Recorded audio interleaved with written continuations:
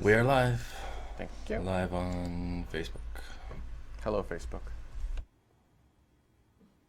And if you do a refresh, unload it from the graphics. If it was, did you copy it back over to graphics?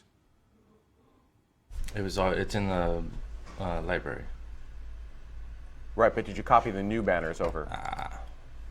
Well, no, it says name banner. I will try that. Hold on. Yeah, you have to manually copy each week right now. Understood.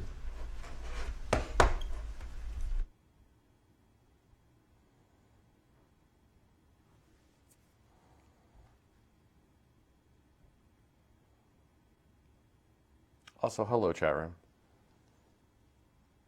Oops.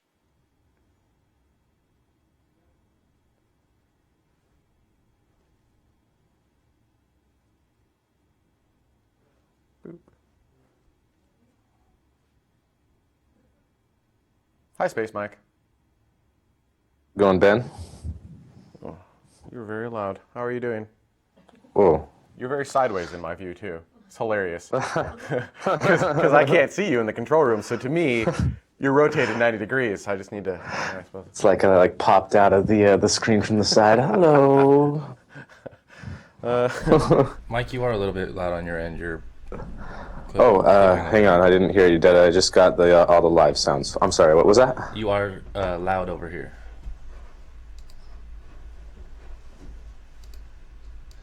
I haven't touched the settings. Try giving NASA Jim another quick call.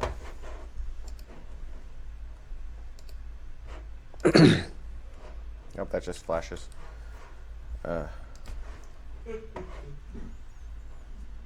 Testing. Is that any better? Yes. Lots. Okay. Now you're not so loud. This is me getting really excited about things. Oh my gosh, space is awesome. Sounds good. Okay.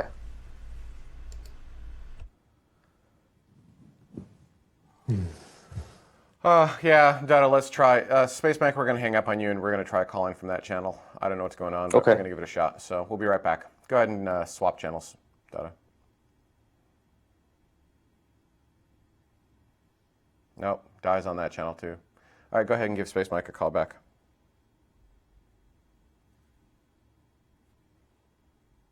It says, call unable to reach this contact. Okay, send another invite to NASA Jim.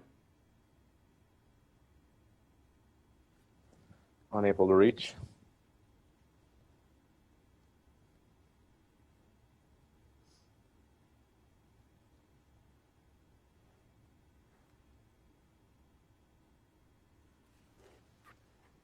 And I need my computer. We'll just try, we try getting the contacts working through a real computer.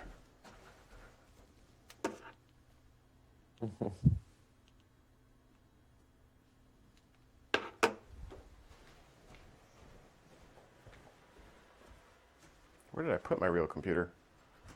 Oh, it's probably in here. All these fake computers messing us up. It's not untrue. Still no joy on graphics. Well, you have to unload the current graphics. So, I did. No, it's still on the screen. If it's loaded in memory, it won't. Is that what blank is for? No, just hit F12 on your keyboard. So select the current graphic and hit F12.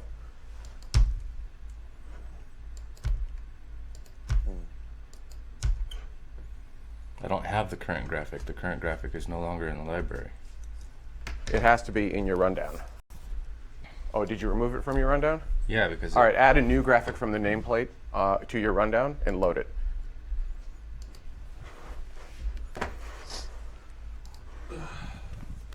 Sorry, all. We're going to start a little bit late today. It's all good. Never mind. Figured it out.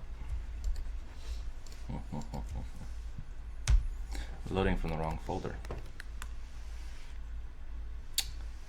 That will do it. I'll do it.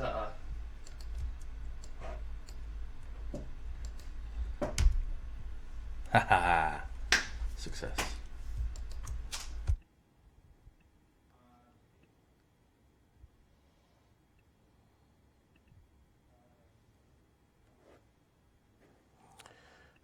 All right.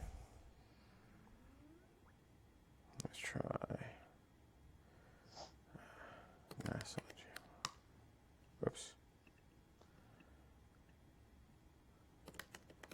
Recall we are live. Oh, that's right. Sorry. Doesn't matter. I can't find him in the. Do I have internets? No. That's why.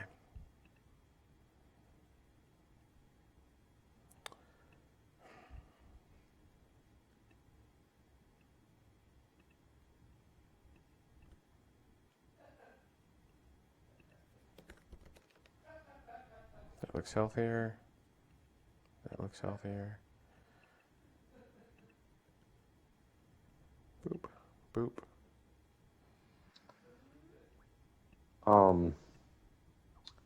Wow. Just a quick note on my launch videos. I do have one picture integrated at the end of each one, and I have it running for like 10 to 20 seconds, just in case like it freezes up again. Hopefully we can get like a couple seconds of it. So once the picture goes on, you can feel free to cut off of it at any time.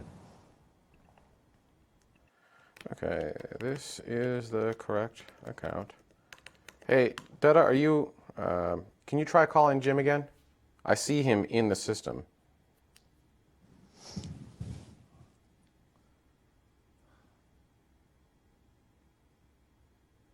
Seems to be working so far. We have no camera. Jim, are you there? Ah, victory! Aha! All right. All right, can I get an audio check from Jim, please? Oh, audio check from me. Yes, I've got you down very low. Victory! Ah! All right. There we go. Okay, all right, can I get an audio check from Jim, please? So, If you are watching the live stream, you need to mute that while you're up. Ah! All right. There we go. All right, can I get an audio check from Jim, please? Oh, yeah. There's If you a. are watching the live stream, you need to mute that Yeah, I do. while you're up. Yeah, let's do that. Ah! How about now? Are we good? Good? Let's see. How do I get back to you guys? There we go. Okay, testing 1, 2, 3, 4. Sounds good on my end. Yeah, Can you tilt the camera at all? I can. Which direction? This Down way? just a little bit. Give yourself just a little more headroom. That looks good. all right. There. Ah, There yes. you go. Much better. Yeah, but if I do this, or if I do this, So, No, do this. Do the second one. It's creepier. that was a little bit amazing. Actually, that is a good point. Where do you naturally fit? Like we're talking right now, where do you naturally sit in the chair? right here. All right. So this feels and good. looks good. All right. Dud, are you happy with the sound and video and magic? Yes. All right. Cool. Jim, did So- you go ahead? The main reason I had the website up was so that I could watch the comments, right? Yeah, what you can do if you go to, instead of pulling up that page, go to chat.tmro.tv.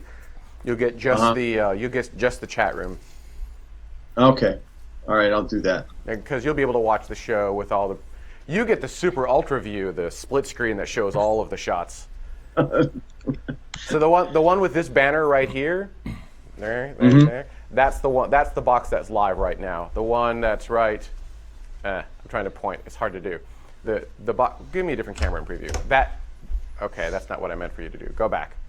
There you go. So the camera that I'm waving on right now, that's like full screen. That's preview. That's what's about to come up on air. Do your best though. So you'll be the second segment. So we're going to go through space news first. We're going to go to break. There'll be a launch calendar. We're going to come back right into your interview segment, and it should be awesome. I think we kind of talked about what we're going to talk about, but you had a really, you were at NASA for a while, and I'm sure you've got some amazing stories. So, I could tell you stories all day long. well, then we'll have an all-day episode. So, So, all right, cool. And then what we'll do is, you already, did you get the chat room kind of open and running and happy? did. Oh, also, Dutta, can you give me the name banners for Jim really quick? I made both because I forgot what the second banner said.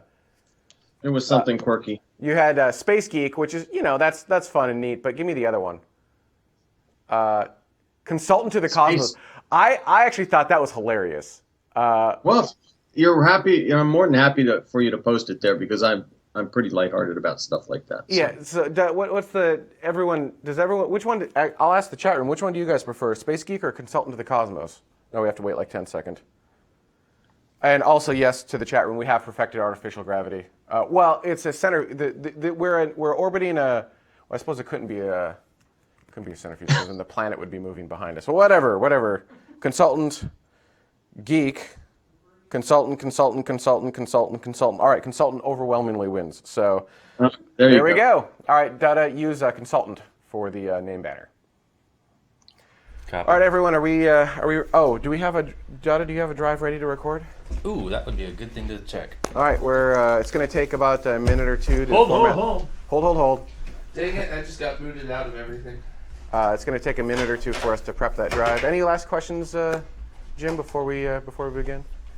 So in my Skype window, I've got like 10 different views, and I know you told me which one is the live view, but is there a way I can just sort of click and only focus on what's live?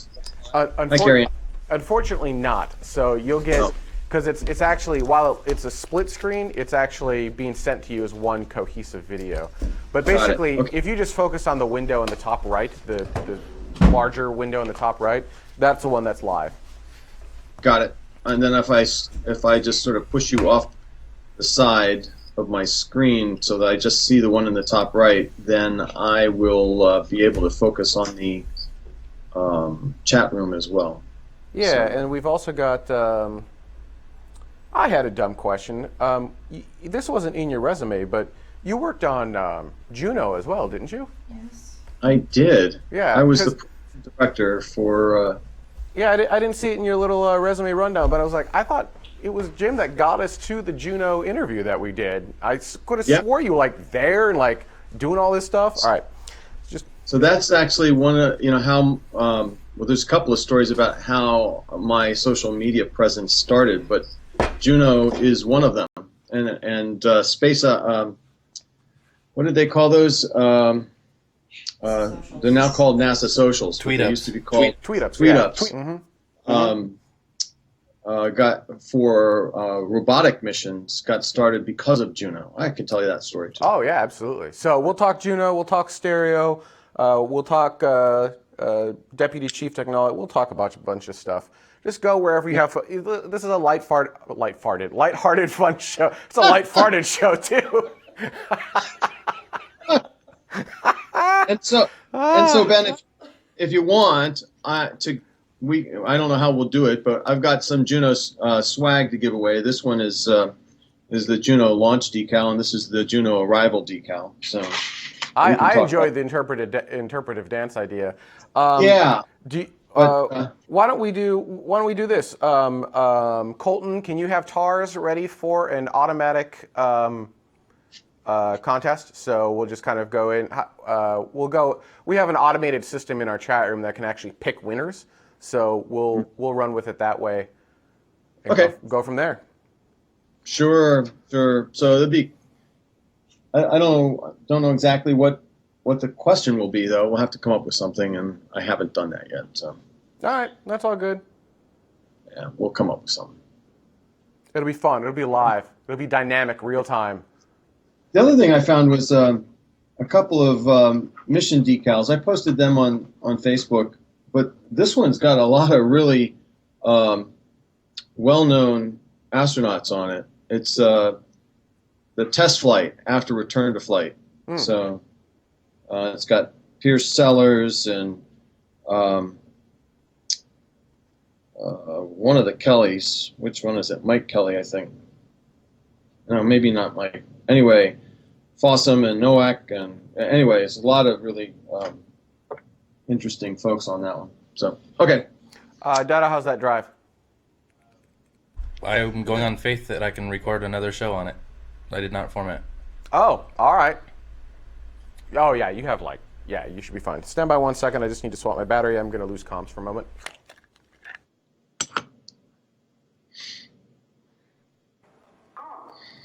So, Ben, how long is the space calendar or the first segment going to be? Oh, oops, sorry. About 15 minutes or so. Okay, so I have time to get a cup of. Oh yeah, go, come back. It'll be 15, 20 minutes. I haven't actually really looked at the news too much, but they like to yap on. Those guys. All right. Got it. On that note, we're gonna go ahead and start the show. Make it happen, Dutta. Have we done I haven't heard anything from Carrie and Jared yet. Hey, Mike. Okay, sounds good. Okay, that sounds good. Good. Sure. Let's do this thing. Get the dancing Benny off the set. Somebody escort him out of the building, please.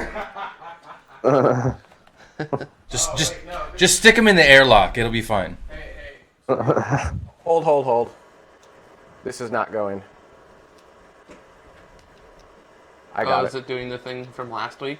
No. Yeah, when you put it, you actually kind of have to. The drive is too big. The drive doesn't know how to deal with the media that large, so I need to fix that. Sorry, guys. This is still going to take another couple minutes.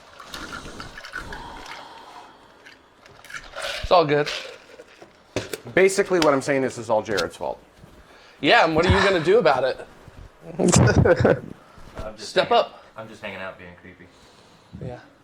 Oh, is this the first week you get to use your thingy? Mm-hmm. Does this have paint? This is a battle-scarred mug, isn't it? That's amazing. Yeah. We try to use the battle-scarred one. I think they all are, aren't they? To a degree. No, I mean oh wow, we're getting low on mugs actually.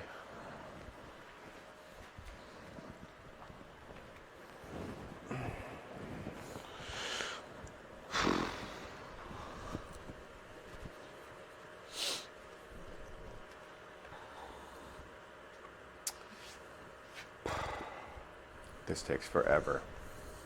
Nope. Still can't get in the chat I room. didn't know if it was supposed to be up or down. Yeah, it's a boy shirt. It was The half. sleeves are always too long. It was half. Sorry. It's okay. Jared, I thought you weren't going in the chat They room. don't I thought make you cute decided little to. shirts. I usually have it open before the show, but it ain't working today. So Sorry about that. Oh, and Space Mike, there's while we're waiting, I like how you're you perk up and I'm looking at you, but you can't tell that I'm looking at you. This is a pretty cool effect in person. I can too. sense it. This is a really cool effect. So people have been saying, and I don't know if this is actually going to fix it, if you can get the camera further away from you and zoomed in, and then you stepping back, not now, we're not touching anything right now because it works, just in the future, do you have any distance to move the camera further away, or is it all the way back? Yeah, no, I can still move it probably at least another 2 feet back. And then I can zoom in a bit, yeah. Someday, not now, someday in the future, I'm just tired and I don't want to deal with it now. Someday in the future, let's see if we can make the effect better. It's not bad, but it's too close, so when you lean forward, you get great big Space Mike head. Yeah. Yeah. This is my opinion. So, anything we can do to minimize that. Okay, yeah.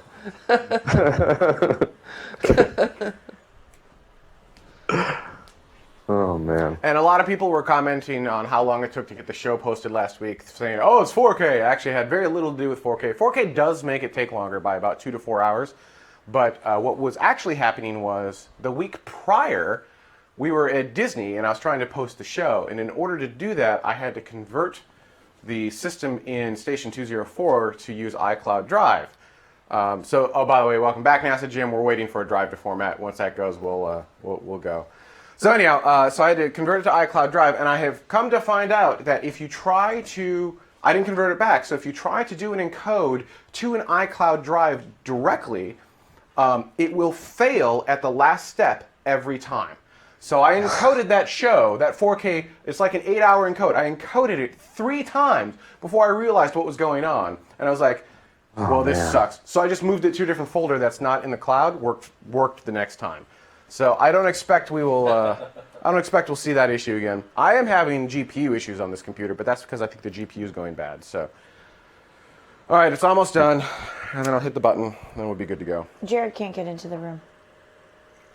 That's fine though. It doesn't need to be in the chat room for the show. Yeah. You're in the room, right? Yeah. Okay, we're good. Yeah, that's how I keep myself from being distracted. Is I'm not in the chat room during the show. No, seriously. It's hard, yeah. I will look at it, and that's why I would look down during the show, because I was looking at the chat room, and I need to not do that. So. Yeah, Jared. Yeah. Yeah. Yeah, Jared. Jeez. I wish I could bring a camera out here and show you guys, because it only rains in California once every 2 to 3 years. And so none of our roofs, like none of our ceilings in roofs work because there's no water to like dissipate. So now we have this one ceiling tile that is just like drooping from all the water that dripped into it. Oh man. Almost done. It says, and I quote, "Don't touch anything!" With an exclamation point at the end. What are you doing, Jared? Are you getting the wiggles out before the show? Yeah, just amping up a little bit. It's always a good idea To amp up or to get the wiggles out? to get the wiggles out.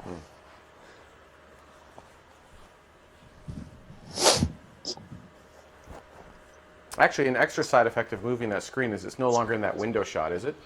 Question mark, Dada? If I did that in my brain, we no longer see the guest. I do not see the guest. Yeah, so you don't have that weird.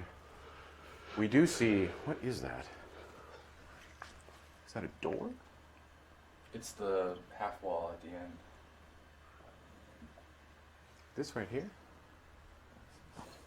No, this, It's this the right here glare off of the. is- Oh yeah. This is the black wall, and then the half wall. Yeah, I is the see it. window. I see it. Oh. Okay. Come on, drive. Oh, I got a. You're done. Back to main menu. Record. Ha! We have a good green record light. Let me sit down and go ahead and start the show. Good green record light. I thought- Red record light, whatever, you know what I mean. Blah, blah, blah. We All are right. red. We are well read. All right. Is everybody ready? No. Can we but start thank the you show for now? asking. I appreciate that.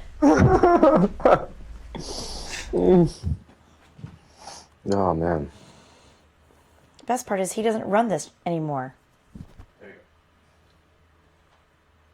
go. Welcome back! Not just to me, but to you and everybody else. Jared's here, Mike's here, Dudda's here. I don't care about Ben. He's in the next room. It's fine. Anyway, welcome to Orbit 10. This is episode 4 for January 28th, 2017. And of course, the first thing we want to do is give a huge shout out, and I promise I won't scream this time, to our Escape Velocity patrons. These are the people who have contributed $10 or more to this particular segment of this particular episode. It's just so much fun to say it that way. It's like you have to over-articulate and make sure you get all of the words out. I'm giving you a little extra time to make sure you can find your name on the screen. If you are interested in getting your name on this particular screen and subsequent screens, you can always head over to patreon.com/TMRO. Eh? What's that? It's almost like I good job. prepared for this or something. I didn't. In any case, like we always like to start off the show with a couple of launches. Thankfully, we can always start the show off with a couple of launches. Mike, what have you got Absolutely. for us? Oh man, so the first one is actually a launch out of Japan, and unlike last week with that failed experimental launch, this Right. one was totally successful Yay. and definitely a much bigger rocket. This is their H2 rocket, so let's check out the launch footage. 4、4、3、メインエンジンスタート。0、SRBA 点火、リフト。3、4、H2A ロケット32号機は、平成29年1月24日、午後4時44分10秒、種子島。Now, this launch actually took place on Tuesday, January 24th at 7:44 Coordinated Universal Time from the Tanegashima Space Center in southern Japan. And it technically was a commercial launch for the DSN Corporation, but the payload was an X-band communications satellite which will provide service to the Japanese military until 2030. Now, the payload is called DSN-2, and actually DSN-1 hasn't even launched yet. It had a failure last year when it was being shipped around. But in any case, when it's entered service, it'll be renamed Kirameki 2, and that's kind of a tradition that Japan has to rename their satellites once they enter orbit and enter into service. And since the whole, it being for a military customer, JAXA and Mitsubishi Heavy Industries didn't provide any footage of the launch or any live broadcast, so the footage you saw was from a Japanese news station. So in any case, still congratulations to Japan for their first successful launch of the year, and it's always awesome to see their H2 launches. So one of the interesting things I've realized that after watching all these different launches is not only do each of the rockets, of course, look a little bit different and what have you, and depending on where they're going, you know, those launches look different, and night look different than daytime and all that other fun stuff. But I realized that camera work has like a huge impact on the way that we perceive the launch. You know what I mean? Absolutely. So somebody was like, "Oh, that's a really aggressive turn," and all I could think was, well, maybe it is, but maybe it's just the camera guy was like falling asleep a little bit. Like it could have been anything, right? Anyway, and we have another one. Yes, Soyuz, is that correct? yes, and this one was live broadcasted, so we have quite a bit better footage. And yeah, this was actually for Arianespace. So let's check out the launch for this.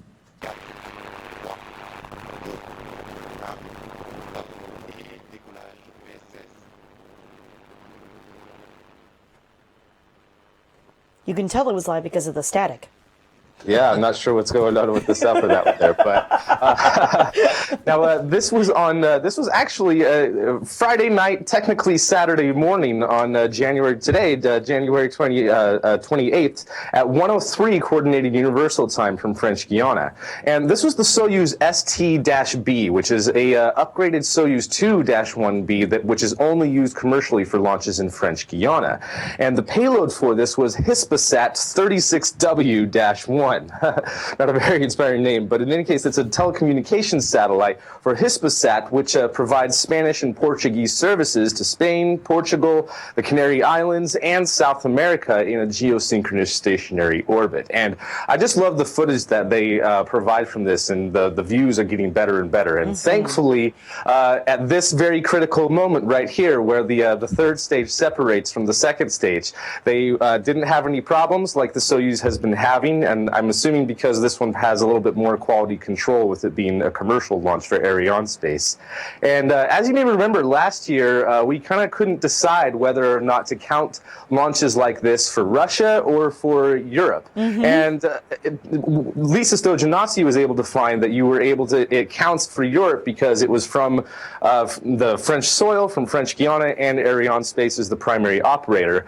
But in my mind, to kind of also like count towards Europe, is Russia is a part of Europe. So this is just a very awesome example of European cooperation. It was a Russian rocket being launched by the European Space Agency, specifically Arianespace, for a Spanish telecommunications company. So that's, I think, is a really cool example, and definitely count that for the first launch towards Europe this year. So Yeah, that's really very cool. cool to see the first launches from Japan and Europe this year. See, now we need like a tally board in the back, and just so we can be like, and then we can here we go. debate. Right, And exactly. we'll like flip it over. Exactly. That's awesome. That'd be awesome. It reminds me of volleyball in middle school for me. I know, I'm 5'4". I played volleyball. It was only for a semester. It's fine. Mike, you have some other interesting news talking about the moon. Tell me more. Yeah, so this is some news from the Google Lunar X Prize. Perfect. And with this, they had a deadline at the end of last year, December 31st, as to how many teams would be able to continue to proceed in the competition because they had to have a verified launch contract by the end of the year. And 5 teams have been selected for this. And the first one is Moon Express. They actually had a verified launch contract in 2015. They're going to be launching with New Zealand's Rocket Lab, so that's pretty cool. The second one was Space IL, which is the Israeli Israeli team, and they're going to be launching with SpaceX. They have quite a bit of funding from a little bit from the Israeli government and from quite a bit of private investors as well. So that's really cool. And then Synergy Moon is the third team, and this was just back in August of last year, 2016, and they're going to be launching with interorbital systems. And the rocket that you see on screen is going to be clustered together, kind of OTRAG style, to have something big enough to be able to launch a small rover to the moon. So I'm really excited to see how their progress is, since it's all kind of a grassroots project, and have team members from all across the globe for that. But in any case, the fourth team was Team Indus from India, and they got their launch contract verified on December 1st of last year. So just kind of right there, close to the deadline. And they're going to be launching with the Indian Space Research Organization. They're going to be using a PSLV rocket to launch their lander to the moon. And they're going to have their own rover that they're going to take on that lander, but they're also going to be taking another team's rover. This is Team Hakuto, which was barely got their launch contract verified on December 20th with partnering up with Team Indus to be able to launch their rover along with theirs. So that's very cool. And unfortunately, there was another team, part-time scientists from Germany, that announced a launch contract in November of last year, but was unable to get it verified in time. However, one really cool thing that the Google Lunar X Prize has done is they are splitting a $1 million purse prize to all of the teams that have participated so far to kind of give them a little bit of a kickstart so that they can continue on with their operations. And some of them that have commercial plans, like Astrobotic, for example, plans to land several people's rovers and kind of landing experiments and things like that commercially. And Moon Express is doing that as well. But you know, I think that that's really cool of the Google Lunar X Prize to dish out that money to all the teams that haven't been selected, so that they can continue going. And I'm kind of excited to see where that will take the other teams that haven't been selected, especially part-time scientists. Maybe they'll still go to the moon anyway, especially if they do have a launch contract, even if it wasn't verified by the GLXP. So. Right. And really quickly, just for people who are just tuning in or are unfamiliar with the Google Lunar X Prize, it's a challenge that calls for privately funded spaceflight teams to land privately funded robotic spacecraft and rovers, essentially, on the moon. You have to travel 500 meters. You have to transmit back high definition video and images. And there's a bunch of different extra, like, little milestones of if you get images from one of the Apollo sites or all of those sorts of things. So that's a general if you summary. can survive a lunar night, which lasts, what is it, like 2 weeks in 14 Earth days. time? 14 days? 14 days.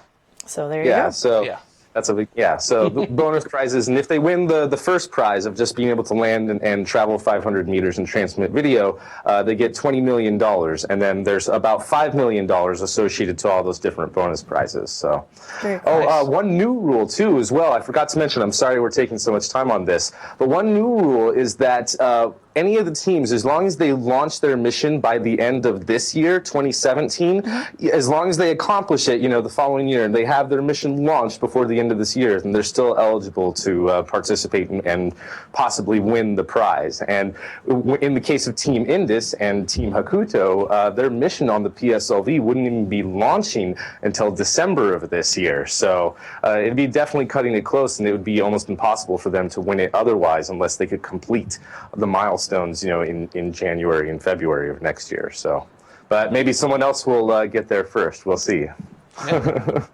Perfect. So, Jared. Yes. Mike has done a lot of talking. Now here's your chance to say something. I want to show everybody something absolutely mind-blowing, which is something that came out this week, which is that we have directly imaged exoplanets before. So we've imaged planets going around other stars before, but we've never imaged a system of planets before until now. And this is what it looks like when you image a system of planets, and you can notice them just barely moving.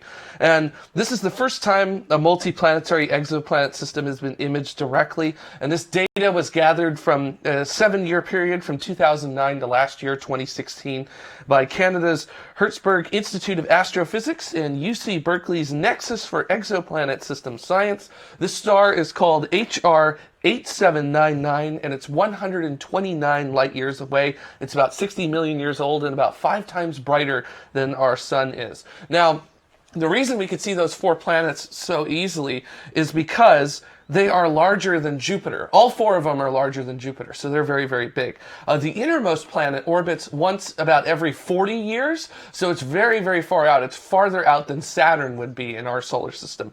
And then the outermost planet orbits once every 400 years, so that's why the outermost planet over on the left there just barely appears to be moving. But you can see that they are there, and we've actually imaged an exoplanet system, and this is truly one of those things where it's the first time we've ever done this. So there's a lot of things where like, yeah, this is the first time we've ever done this, first time we ever done this. This is really the first time we've ever imaged a multiplanetary exoplanet system directly using telescopes here on Earth. So this is very exciting because you can then figure out where you want to point the James Webb Space Telescope when it's up and operational in 2018 or 2019 in that region, and get even better imagery than what we can get here on Earth. So very exciting stuff, and I was really thrilled to see this announced this week. The chat room just like blew up with comments on this one.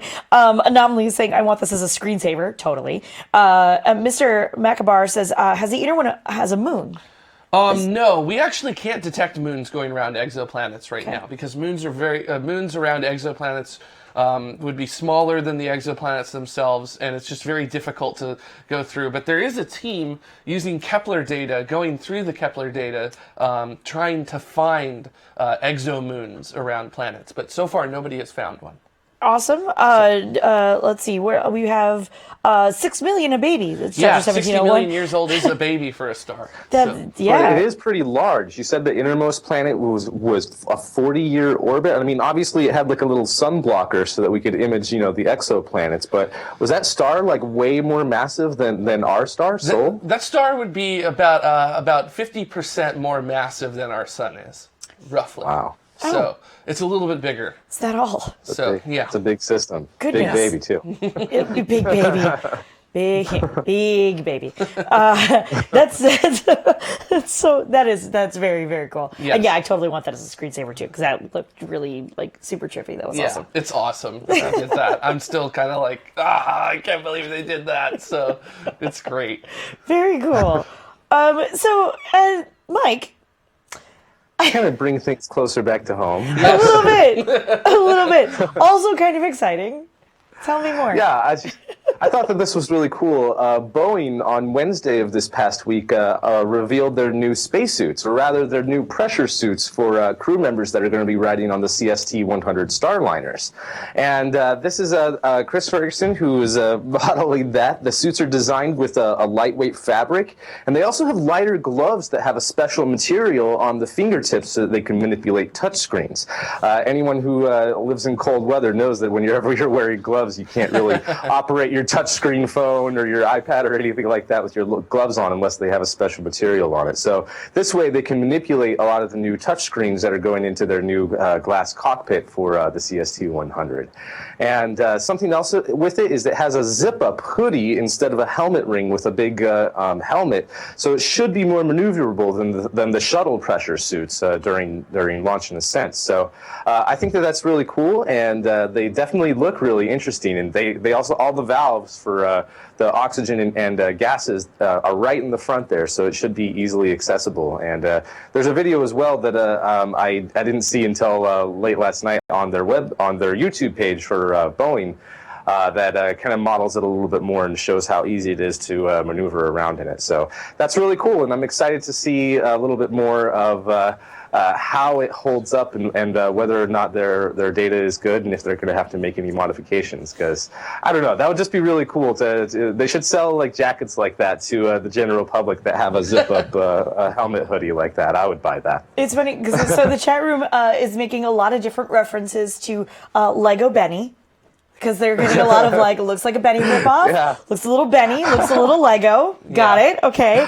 But one of the questions that came up in the chat room says, Jezero wants to know why it's the color blue. And Spaceman Sif said, isn't the orange color the NASA suits for rescue purposes so you can see them better in the ocean? Do you have any idea why blue was chosen other than Boeing blue and that's cool?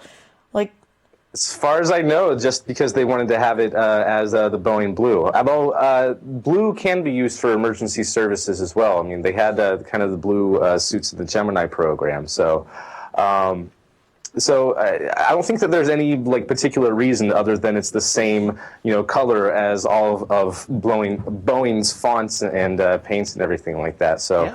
and even in the video, they're just like, I'm proud to be wearing Boeing blue. So it's kind of funny. I guess that means it sucks for any other aerospace company with a blue logo that wants to do their suits So much in for blue, Northrop Grumman unless being they able to do it. unless they want to be also Boeing blue. So that'll be interesting. It'll just have to be off a little bit. It has to be whatever color their blue is. It's Grumman blue, Grumman- not Boeing blue. Grumman blue. You're right. So sorry. So. Jared. Yes. Already having questions. People in the chat room are wondering about JWST. Tell me a little bit more about what James Webb Space Telescope is doing. Sure. Please. So there was a story that we covered during our 9th season, which talked about vibration testing and an anomaly occurring during vibration testing on some of the parts of the James Webb Space Telescope. And that December 3rd test generated excessive vibration in a mechanism that holds the stowed portion of the folded mirror. So the two sides that you see right there, they actually will fold out to make the full primary mirror of the James Webb Space Telescope, and there was an excessive vibration with them. Well, that vibration was successfully traced to a locking mechanism, and it has been corrected. So tests have resumed on the multi-billion-dollar Space Telescope in preparation for an October 2018 launch on an Ariane 5. And of course, this, as we like to note, is flying to a Lagrange point, 1 million miles away from the Earth. So unlike Hubble, it will not be easily serviced in Earth orbit. You're going to have to go 1 million miles away from the Earth to do that. So basically, everything needs to work. No big deal. That's kind of space in general, though, no right? pressure. It's like So it's fine. It just needs to work. It's only the first time. $8 billion. Right. I think. So yeah, it's no big deal on having to make that work. So Right. Right. Exactly. That should be fine. Yes. That's not a big deal, right? There you go. Okay. Makes me wonder, though, if anything did go wrong with it, if they would mount like an Orion SLS mission to go try to service it or fix it or something like that. Potentially, it is. I mean, everything has to go right with that too. Yeah, and I don't know if it's being designed to actually be serviced or not. So. Unlike Hubble was designed to be serviced, I don't know if James Webb is actually going to be designed to be serviced or not. I don't know right offhand if it is or not. Interesting. All right, good to know. Yeah. And Mike, you've got some Dream Chaser news. What's going on there? Well, just real quick, the Dream Chasers arrived at NASA Armstrong Flight Research Center to go through a lot of testing, including a drop test from a helicopter. And I just wanted to show this image real quick. It's really cool. I thought it was really awesome, especially the next image here. In the background there, or now the foreground, that's the HL-10. And that was a lifting body that flew from the same base there from July 1966 to November 75. And it's kind of the grandfather of the next step from that was the HL-20, which the Dream Chaser is based off. So I think that was just a really cool shot to show that kind of history. Here's the Dream Chaser coming back to do tests there and getting that really cool shot from essentially its grandfather in airplane genealogy, let's say.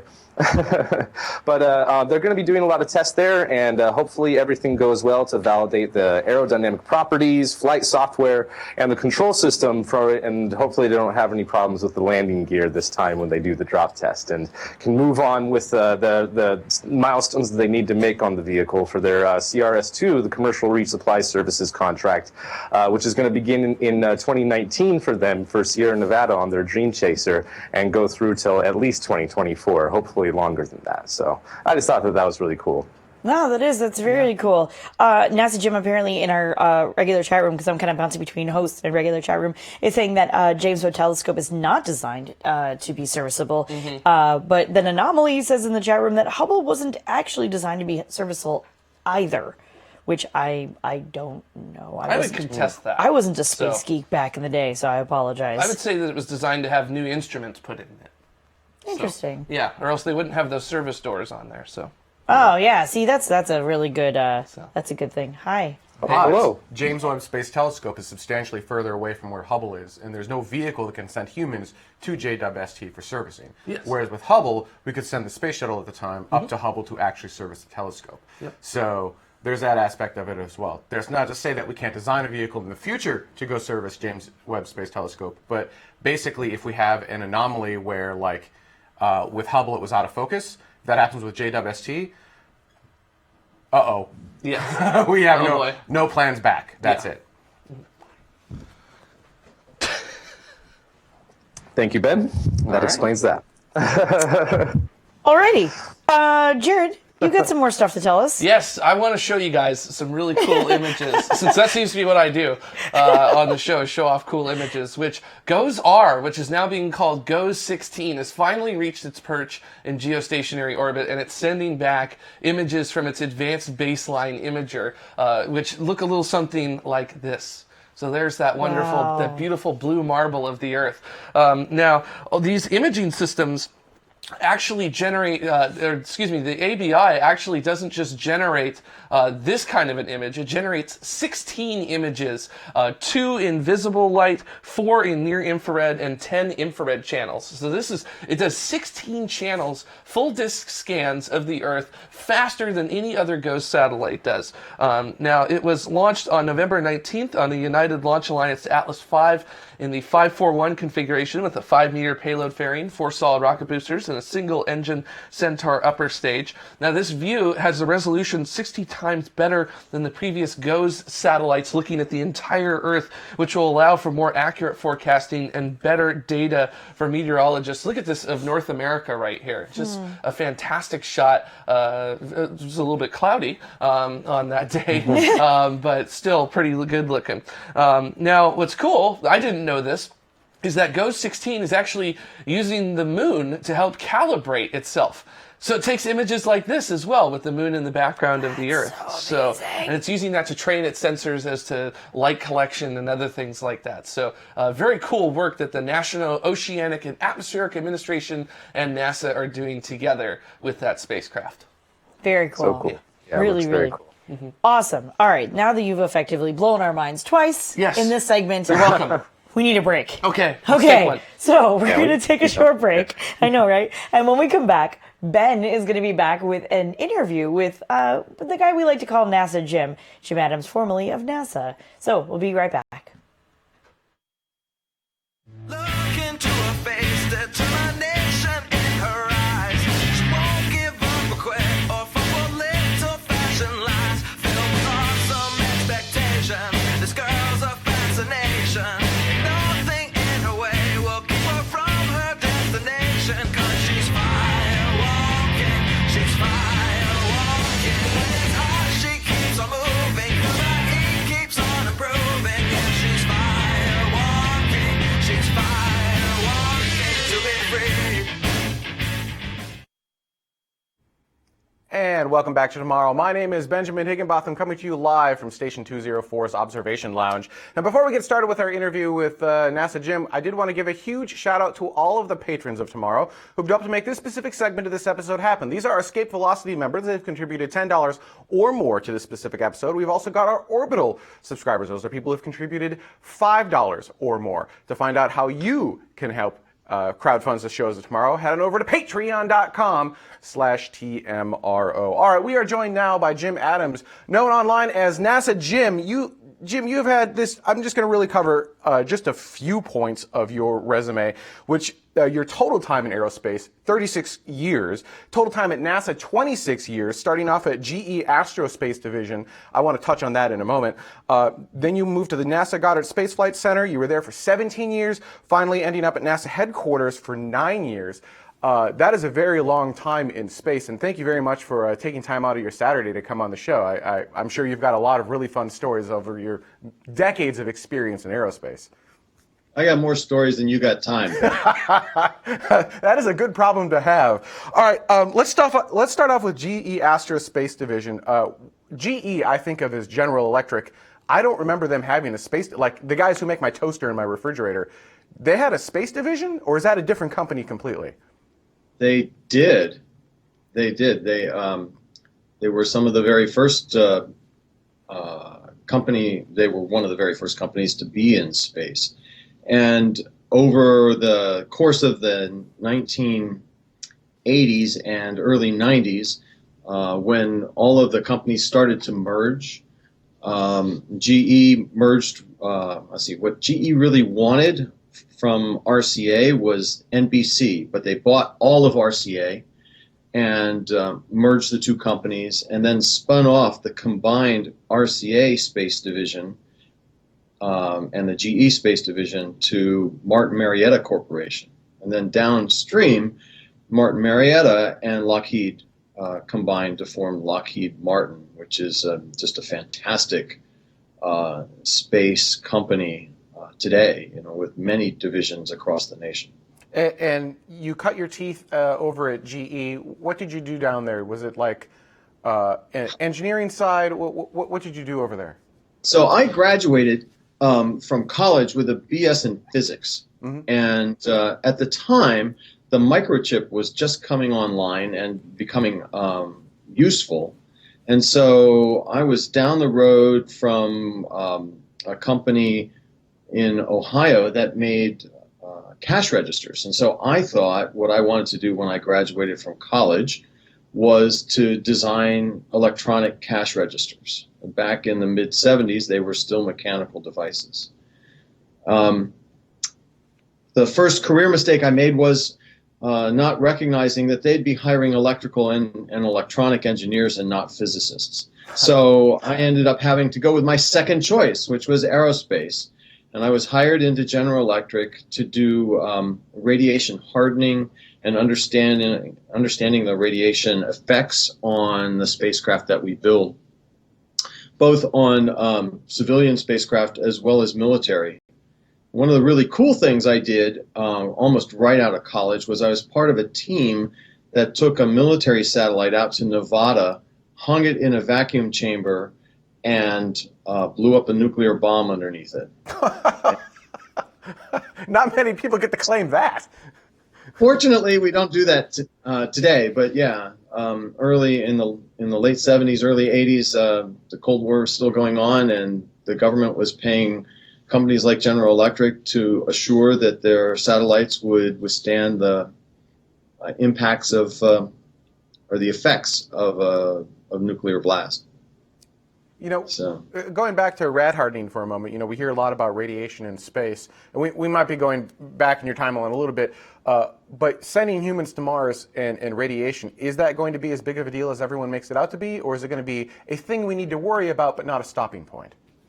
Yes, it's going to be a big concern, and a lot of it has to do with what we now understand about the radiation environment in space that we didn't understand back when I started. And while the solar wind does produce some radiation, it also shields us from cosmic radiation, which has a much harder, much more severe effect on the human body. And so depending upon the time of the solar cycle that you launch the humans in, and how much time they spend in space and how sensitive they are, they could be severely affected by the effects of radiation in space. And so that's a big challenge, keeping the astronauts alive as they go on to Mars, spend time there because they're not shielded as well at Mars as they would be on Earth, and then come back. So a 3-year exposure is a big deal to an astronaut. And I know we're diverging a little bit, but International Space Station does have some radiation protection simply because it's still kind of protected by our magnetosphere a little bit. It's not so high up that it's just like out in the middle of space. It actually has a little bit of atmosphere up there still. That's correct. It's not atmosphere, it's magnetosphere that actually shields you. That's correct. And so the Earth makes a large magnetic field which diverts the solar wind as well as other bits of radiation. Sometimes solar storms get through and the radiation, the cosmic radiation is still higher than it is on the Earth because there's no atmosphere to shield us. But the fact is that the ISS is not the same as flying an 8.5-month journey to Mars. All right, so you moved from GE to NASA's Goddard Space Flight Center. You're there for just under 20 years. And I know you worked on a series of programs, including Stereo, which is a program that looks at the sun. Actually, there you go. There's a graphic representation of Stereo. Tell me a little bit about your experience at the Goddard Space Flight Center. Well, that was a place where I had come because of my background in systems engineering that I gained at General Electric. I'd come to work on the International Space Station. We called it Freedom, Space Station Freedom back then. But due to some reorganizing, the work package that Goddard had got terminated. They changed the size of the space station and how they would attach payloads and who was going to manage science and that sort of thing. And so they had me reassigned to do what I knew how to do, which is build satellites. And I got an opportunity to work on several heliophysics types missions. Wind was the first one. We launched that in 1994, and Polar we launched in 1996, and then then I got moved into some Earth resources missions, like it's now called Aura. At that time, we called it EOS Chemistry, and QuickScat, and a number of other missions that I helped out with, and then I was assigned to work on the Stereo mission, which is a pair of spacecraft. Takes two images like the one that was just shown, and would combine them so that you could get a three-dimensional view of coronal mass ejections and the solar wind. Of course, you couldn't. We put them in we didn't put them in a stable orbit around the sun. They're continuing to drift, and so there was only a period of time of about 2 to 4 years where they were the right separation to do that 3D imaging. And then they continued to go on around the sun, and when they came out of conjunction, Stereo B was, they were unable to get a lock on Stereo B. I think they've reestablished communications now. There's an interesting story there between Stereo and New Horizons' mission to Pluto. If you're interested, I could tell you that. Yeah, go ahead, absolutely. So both of the missions the primary builder was the Johns Hopkins University Applied Physics Lab in Laurel. And they were actually, Stereo and New Horizons, they were built side by side in clean rooms right next door to each other, using similar parts. And, project manager, he's got his blinders on and he is looking at a mission. He wants the best quality parts he can possibly get so that you don't have problems in space, because you don't send missions you don't send to these kinds of missions, you don't send either robots or humans to service them. So I had bought all of the inertial measurement units that we needed, and there was a parameter that showed that this was going to be like the most perfect inertial measurement unit that we could have gotten. Honeywell, I believe, was the supplier, and in fact that it was going to exceed the mission lifetime by a great deal, which is the kind of margin that as a project manager you want, because then you don't have to really worry about it over the life of the mission. And got a phone call one day, and they said, "Hey, look, the inertial measurement units, same model for New Horizons, is not measuring the same as yours. Yours are better. And so we want to take the ones for Stereo and give them to New Horizons, and then you can have the ones from New Horizons, which will still, the predictions say, will still meet your lifetime." And I had my blinders on, had no idea that my future was going to include being the program manager, program director for New Horizons, and stamped my foot a little bit. But finally, somebody said, "Put your big hat on, Jim. This is the whole agency you have to think about." And so we did the swap. Stereo went on to have 2 extended missions, and it was just perfect. But then when Stereo B came out of conjunction, one of the inertial measurement units had failed, and that's one of the reasons why it was tumbling. And do you know that was just 1 year before New Horizons arrived at Pluto. Had we put that IMU on New Horizons, they would have had a number of anomalies to deal with that they probably didn't need at that time. I'm not going to say that they would have lost the mission, but sometimes a manager gets it right, in spite of the project manager's whining. So, but there would have, to be fair, on New Horizons, I have to believe there would be redundant IMUs.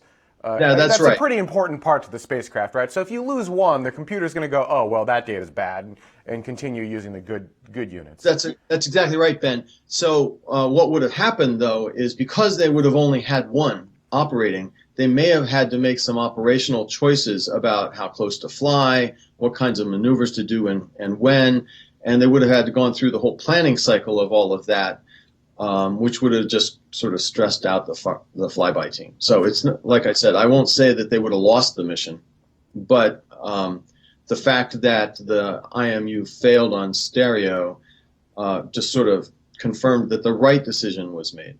It's also a little bit awesome that you ended up working on New Horizons. So your own decisions earlier helped you. You helped yourself. Your past self helped your future self. So yeah. In fact, can I just take that one step further? When we were launching stereo, we did this slingshot maneuver around the moon. So we basically put stereo into a highly elliptical orbit. We'd get closer and closer to the moon. And then the last time we came up to apogee, the moon was there, and one would sling off this direction, and the other would do a maneuver like that. And so we'd have one kind of out in front of the Earth and the other kind of behind the Earth.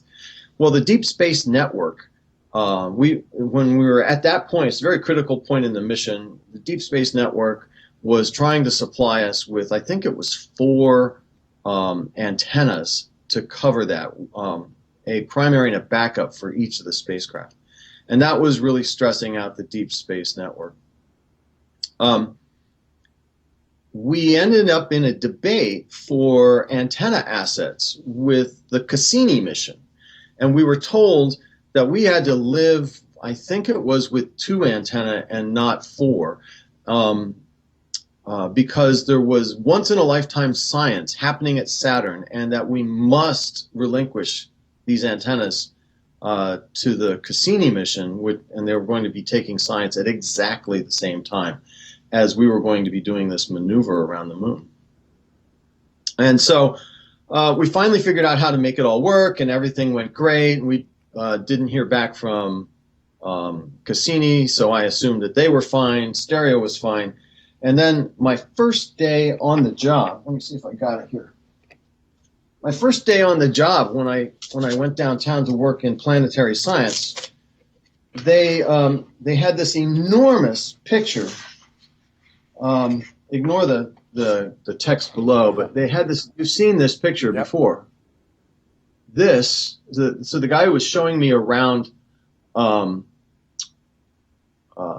headquarters on my first day directing planetary science, which included Cassini, showed me this picture on the wall, and he said, while you guys were arguing with us about DSN assets, this was the image they were trying to take. And if you recall, Ben, that at about 10:30 o'clock and 3/4 of the way out from Saturn, there's a little tiny pale blue dot in this picture.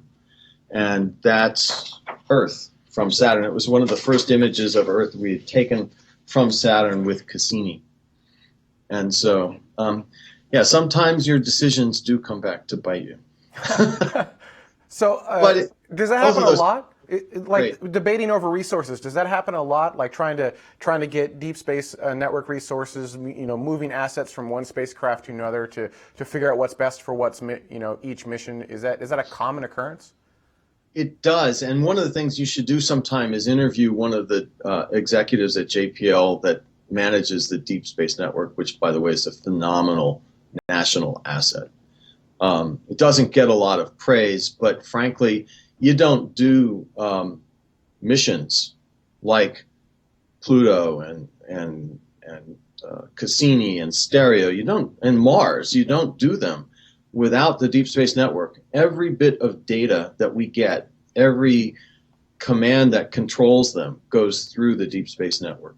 And so there is a limited amount of resources, a limited amount of time that you can use these antennas, and obviously Mars is not in the same direction as the moon at all times, and Saturn and Jupiter, they're not always in the same direction. So you can't always use a single antenna for multiple spacecraft. And so there used to be, I don't think they do it this way anymore, but there used to be these weekly meetings where the planners for each of the missions would actually get into a room and debate who was going to get which assets and when. And so it was a fairly lively meeting, apparently, and one of those things where people, missions that actually had the most aggressive planner could get more airtime, essentially. Green Jim 2 asks, and this is a pretty decent question, sounds like we need more deep space network assets. Are there plans to extend it, or are you aware of anything to expand DSN? Yeah, actually, the Deep Space Network is trying to modernize. They're trying to come into this century. They had this kind of a virtual strategy that said that they didn't need necessarily the same asset all around the world, but they were looking for ways to create a dynamic switch so that the planners could say, I need a contact with stereo at this time and at this point in space. And then there would be an automated system that would sort of figure that all out and come up with a prioritized list of where to point the assets and when. These are not cheap things. A 32-meter deep space antenna is going to run between $30 and $40 million, and so you don't just sort of pop them up lightly anywhere. On the other hand, they are enablers for the missions, and sometimes the missions are billion-dollar missions, and so these are things that kind of get maybe upgraded by missions along the way. And in fact, the 70-meter antennas that we're famous for, we've got 3 of them around the world, were actually upgraded from smaller diameters as part of, I think it was Voyager, as part of the Voyager mission. So as we look at, talking data acquisition, that actually segues beautifully over to TDRS, which is Tracking and Data Relay Satellite System, which is used fairly heavily. It was used extensively for shuttle missions because you can't send your radio signal down through the plasma. So instead, like in Apollo, you'd have the blackout period, and so instead you go up to TDRS and then back down, and that's still used by spacecraft today. And you worked on TDRS as well. Do you have any awesome TDRS stories that go with the stereo stuff? Well, with TDRS, I was the project manager for the current block of TDRS for such a short period of time. It's more of a career story. It was like I moved from a mission called GPM, Global Precipitation Measurement, which, by the way, launched on an H-2A. It was an amazing ride that they got.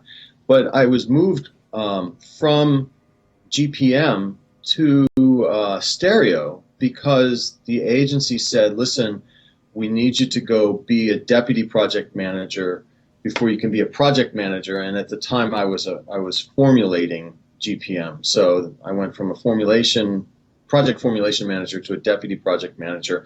And then once we finished stereo and we got it launched, they said, okay, here's a project you can work on. It's TDRS. So I was there for about 6 months. And I got a phone call from Mary Cleave at NASA headquarters who said, listen, we'd really like you to come downtown and help with planetary science. And so I had finally achieved what I thought was going to be my career goal, which was be a project manager on a flight project. And somebody said, no, we really want you to come manage programs of projects.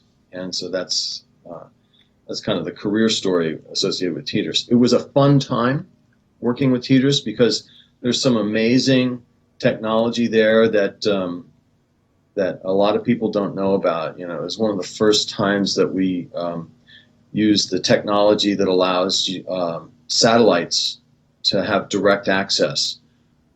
Instead of us calling the satellite from Earth, the satellite could phone home, basically, through TDRS. Some amazing technologies there. Are we going to need? Doesn't TDRS and kind of DSN go together in a way? Not necessarily today, but as we start extending and doing more Mars missions, as we start putting humans on Mars, aren't we going to need to extend both the TDRS and DSN networks to kind of play together so we have this constant line of communication from Earth to Mars? So yes, and the organization at NASA headquarters that runs TDRS also runs the Deep Space Network, and also runs the data network called the Near Earth Network, which is like DSN but for all of the Earth orbiting satellites, and that's the virtual network that they want to pull together. And I'm blanking on the name they had for it, but they had this strategy where we would conduct a virtual switch, and it wouldn't matter whether we were going to use a TDRS or Near Earth Network aperture or Deep Space Network aperture. The switch would help figure out exactly what was needed for particular missions. But in general, you can think about it. TDRS is a relay satellite that looks down on the Earth, so we can communicate up to geostationary, just like that communication satellite that you mentioned on the H2A earlier in the broadcast, and then it would reflect that data back down to Earth in some particular location. TDRS, or DSN, has these very big apertures, which means very narrow beams, and they're designed to be pointed way out into space, into to Mars and the Moon and Venus and Saturn and of course Pluto, and so they're specifically designed for different sorts of mission profiles. Near Earth Network is the same deal. They've got it turns out that most of our Earth resources satellites are in polar orbits, which means that if you can communicate with them in the polar regions of the Earth, like Antarctica and the Arctic, then you're going to get the most amount of communications time with them on a daily basis. And so we've got some, most of our assets are up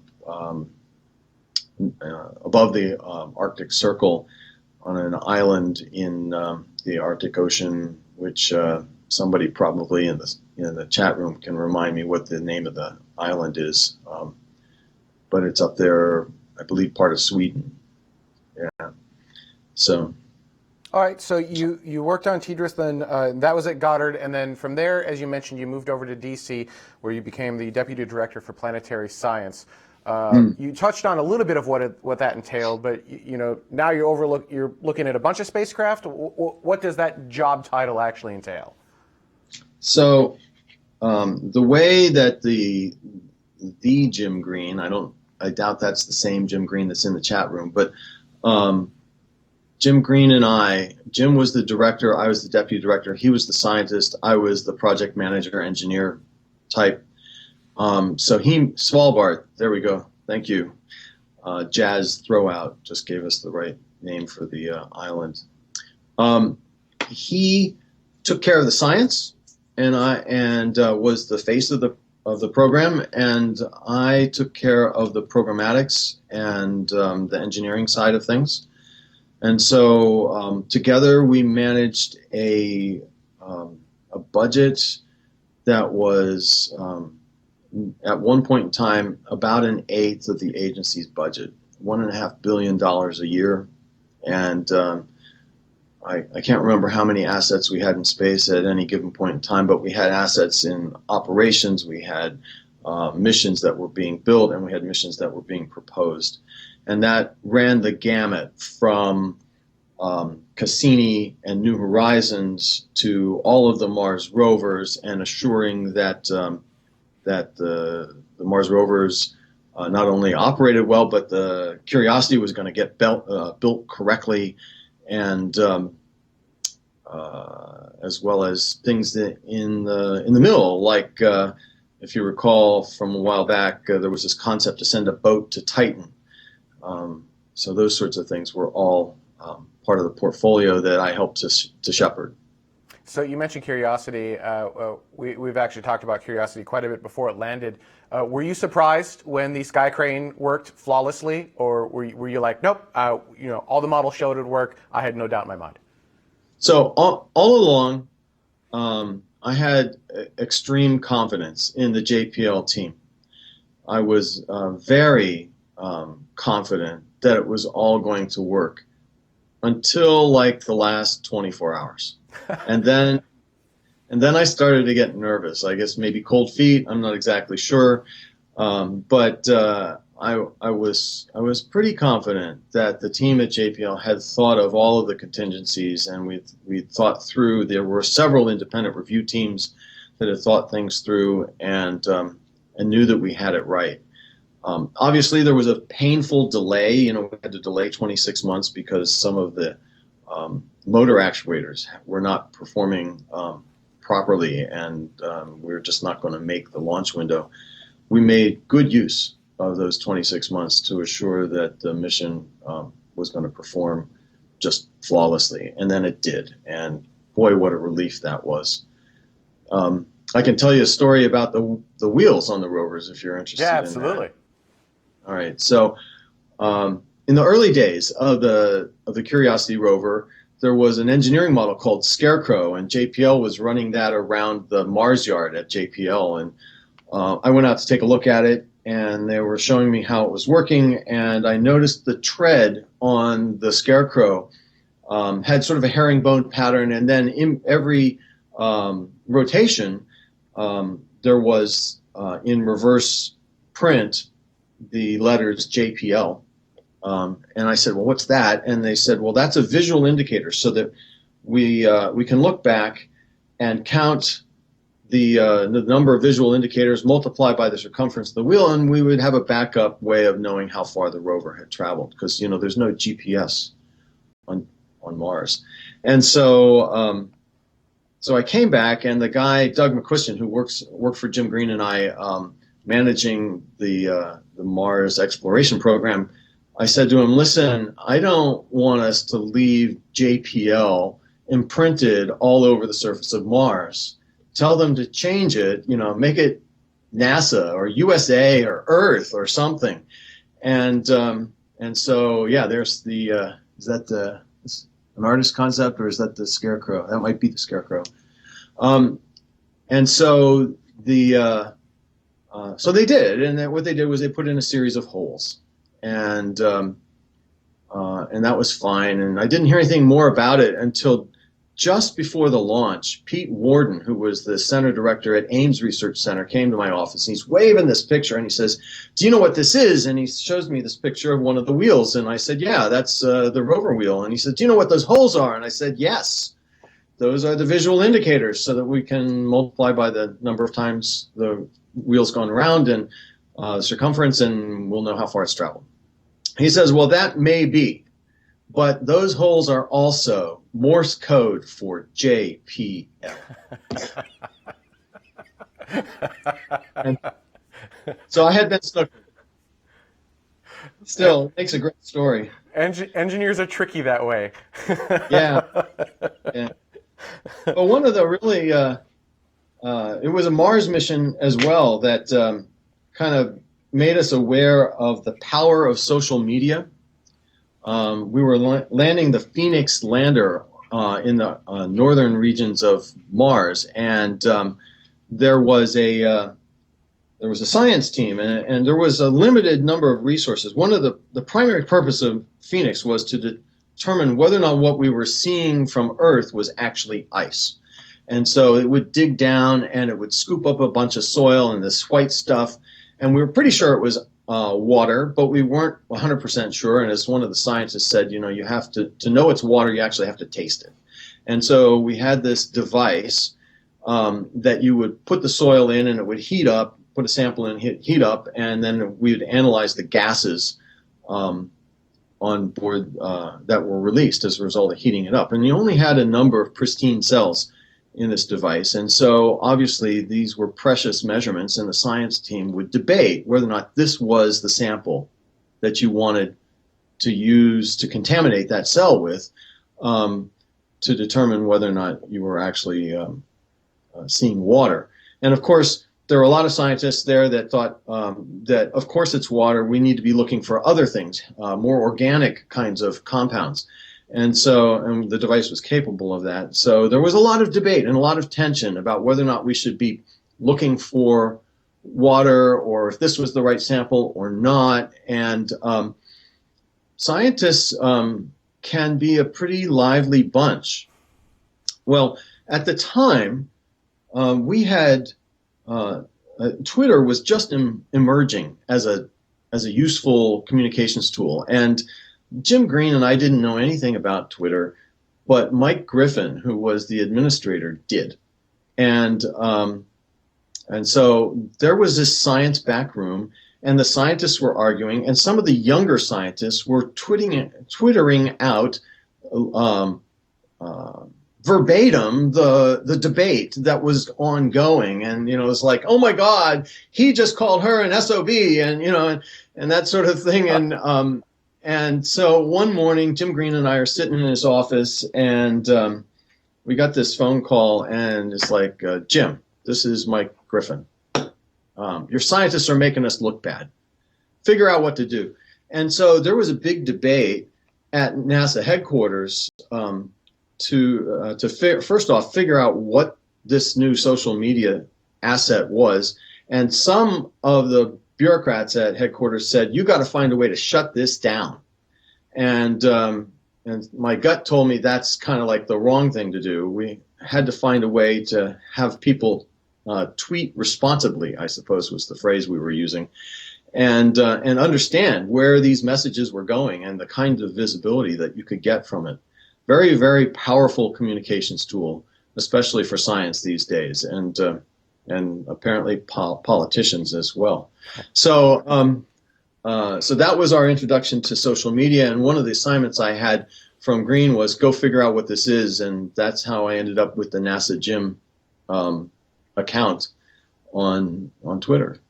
And then ultimately Facebook followed.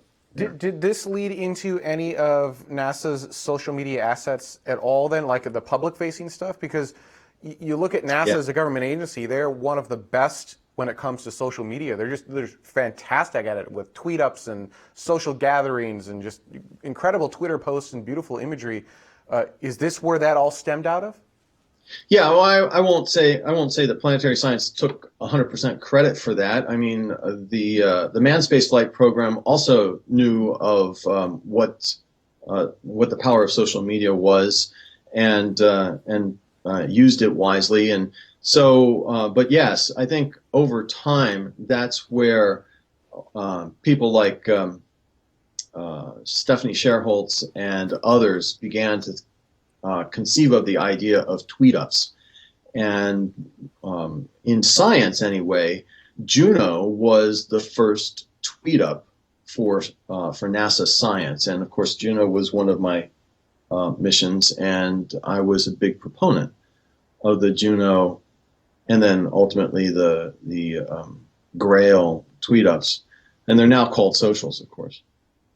So what I've got, Ben, is from the Juno mission, because that's really where that all started, is I've got a couple of stickers, decals.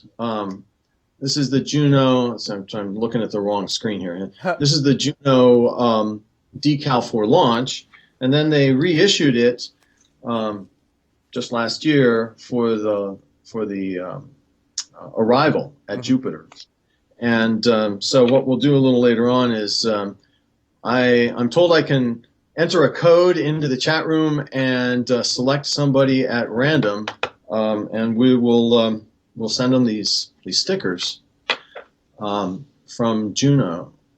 There was the social media story about Juno was I was in an elevator. They always tell you should have your elevator speech. This was before I had easy access to Charlie Bolden, and I was in an elevator with Charlie at a stamp unveiling for Mercury at Kennedy Space Center, and I turned to him and I said, "Look, the next shuttle landing is the last human spaceflight event, and forgive me for not remembering the STS number of that."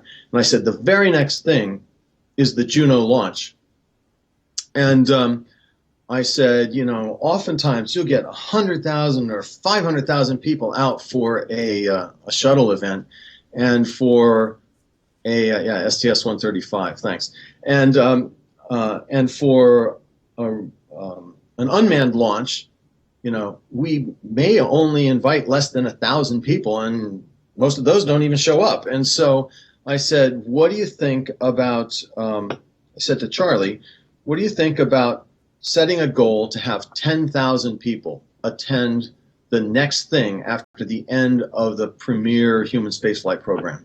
And he was outrageously excited about it. To use a phrase, he's over the moon.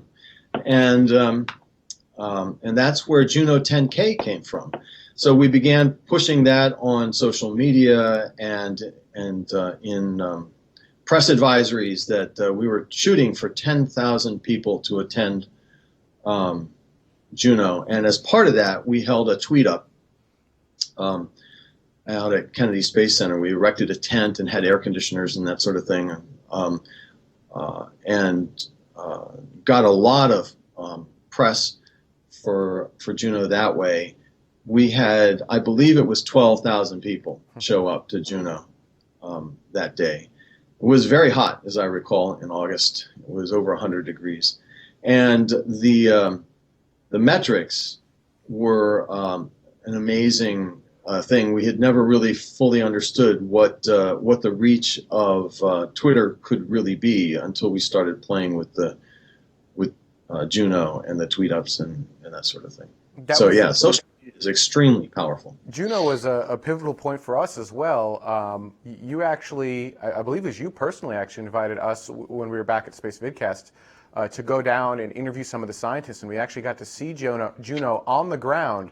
And this was one of the first times we got to go in like as official people and do some incredible things. And it was just an awe-inspiring moment for us. It was very, very cool to be able to see the spacecraft on the ground, which we'd never seen before, and talk to the people that were working on it and see their enthusiasm and their, I don't want to say apprehension at launch. I mean, they weren't like scared, but it was definitely a, let's get it going, let's get it happening. And it was very, very cool. And I feel like that was kind of as NASA was reshifting itself into social and kind of testing the waters with what it could do. It was very cool.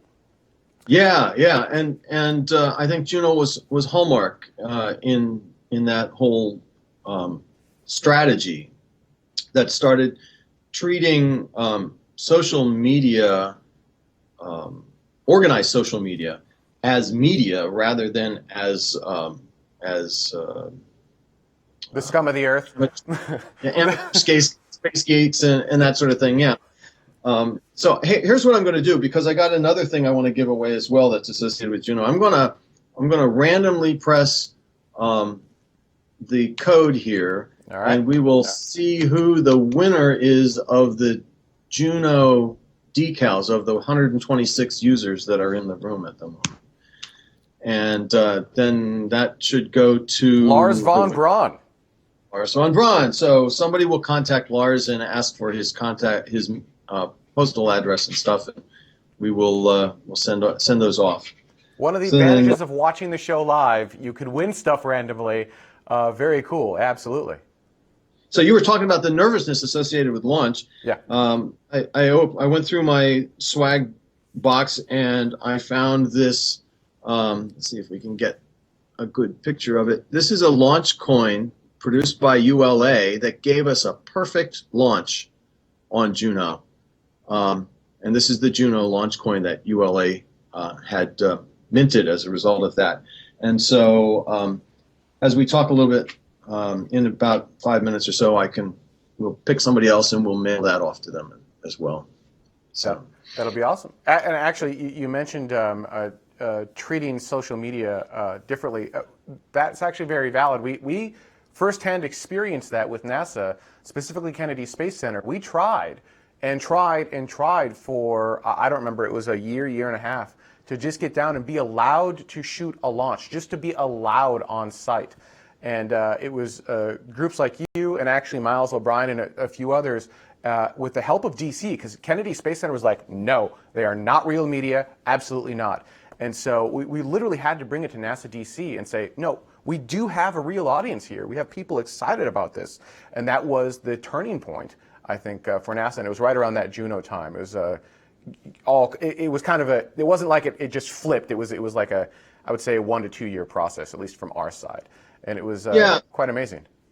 I agree. It was a great time, and it was also a time frame when commercial spaceflight, no pun intended, was taking off, and so to have social media and commercial spaceflight become part of the aerospace family rather than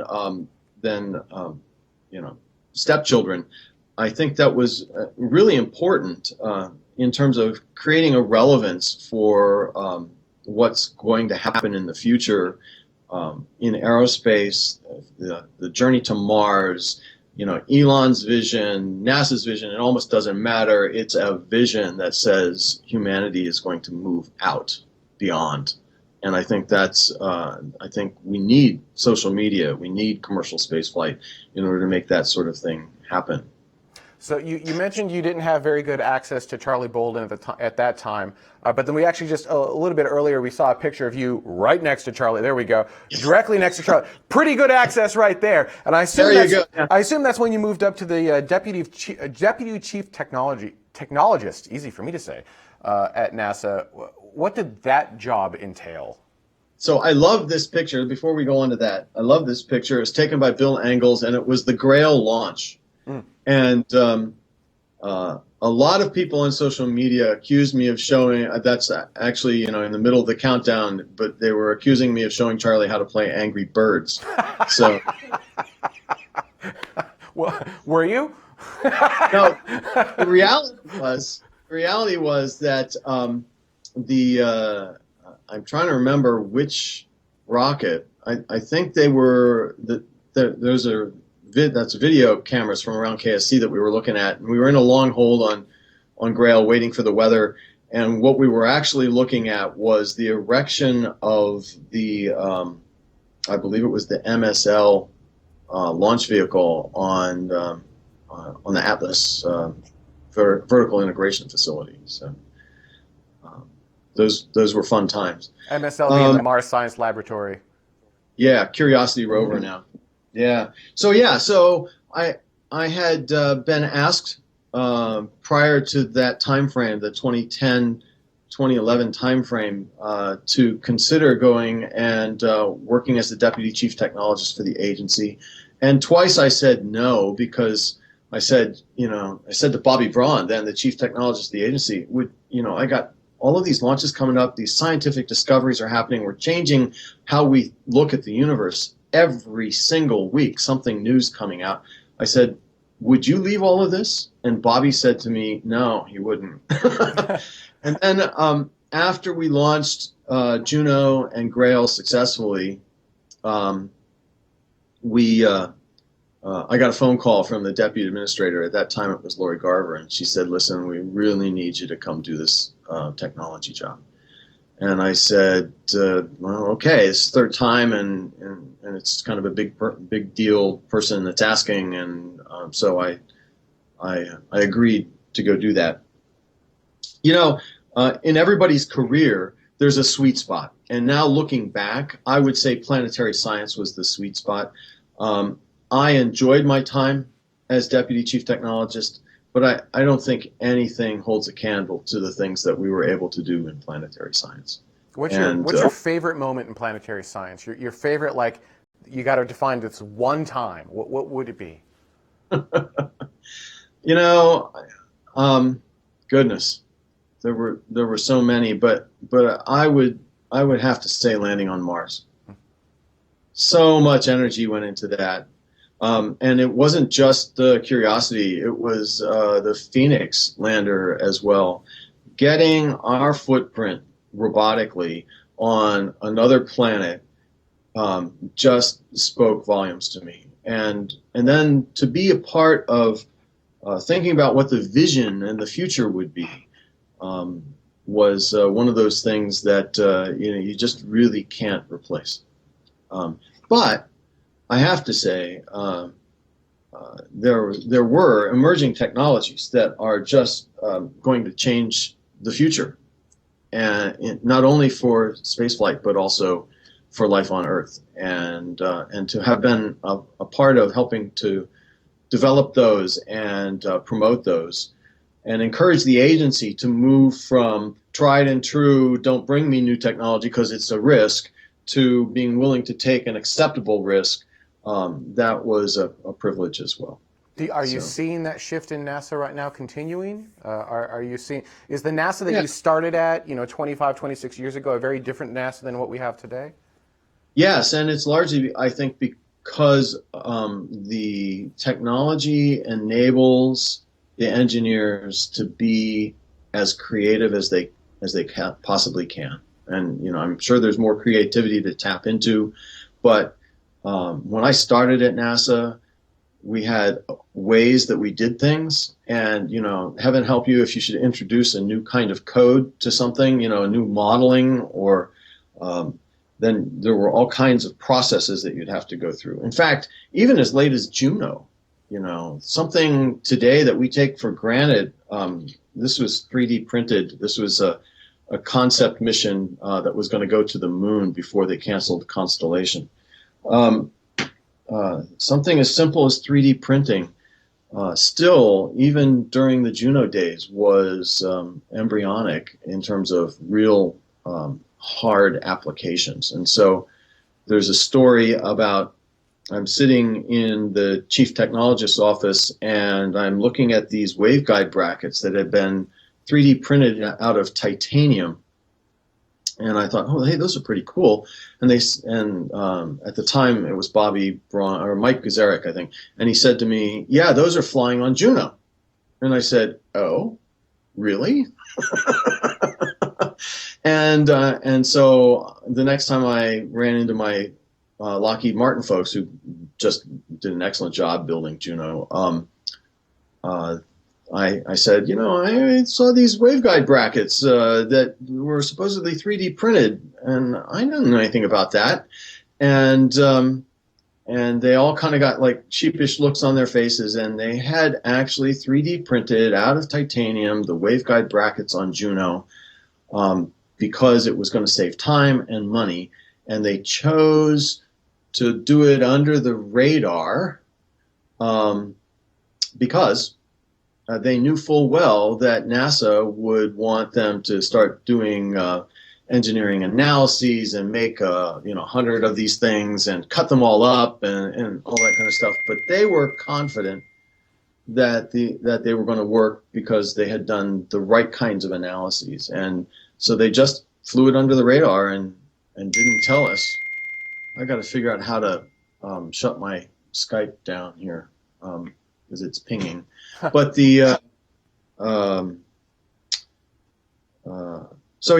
that was just back in 2010, 2011 timeframe. Today, the guys out at JPL can 3D print. This is a single print. Oh, I'm looking at the wrong screen. This is a fabric this happens to be made out of steel, but I've seen it in plastic and titanium as well.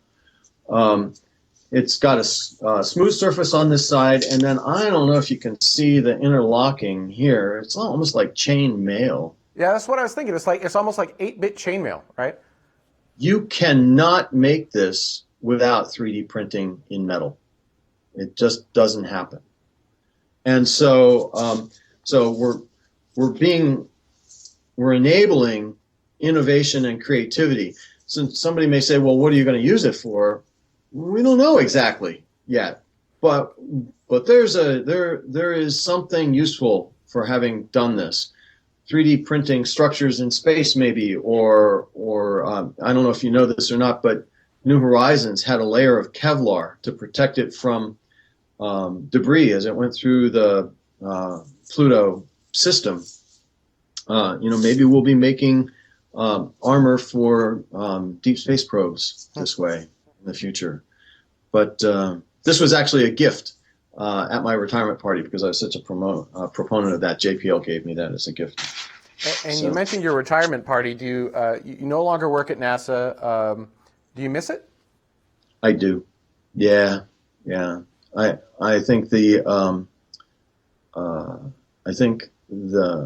opportunity and the vision of the agency is just prime for continuing to move forward. I think we're now to the point where we can start talking about Orion and SLS and actually sending human beings to places that we just have only talked about for years. And so it's going to be, the last half of this decade is just going to be awesome, especially from a human spaceflight standpoint. Presuming that the new administration makes space a priority. And I noted that we got at least a couple of words in the inaugural speeches. So hopefully that will continue.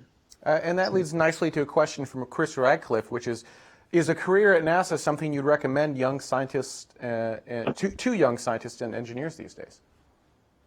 Yes, I would say that the best thing to do, at least for me, I went and I got 10 years cutting my teeth in the space industry, and then I made a conscious choice to leave industry and go work for NASA. That conscious choice has a cost associated with it because typically that's the point in your career where your salary and in the commercial environment starts to grow a great deal faster than it does as a civil servant. But if you feel compelled to be a part of the space agenda for our government and really for the world, then NASA is the place to make that happen. And there's something to be said, even if you're not earning, the kinds of salaries that you can get from the larger aerospace corporations. There's something to be said for driving the truck. Now that you're retired, what are you up to? What am I up to? So I have a period of time where I'm really not allowed to work for NASA, but I have set up a small consulting business, and I'm working on developing a client base to do things like independent reviews and consult on proposals and that sort of thing because of my perspective.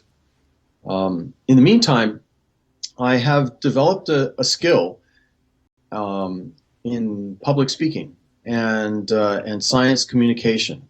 And so I have been asked by a number of organizations to come and speak. And so the first month after I retired, I took off for South Africa, and I did a 20-lecture, 8-city tour, speaking to high school kids, speaking to the public, speaking to industry and government officials about the benefits of investing in space and art.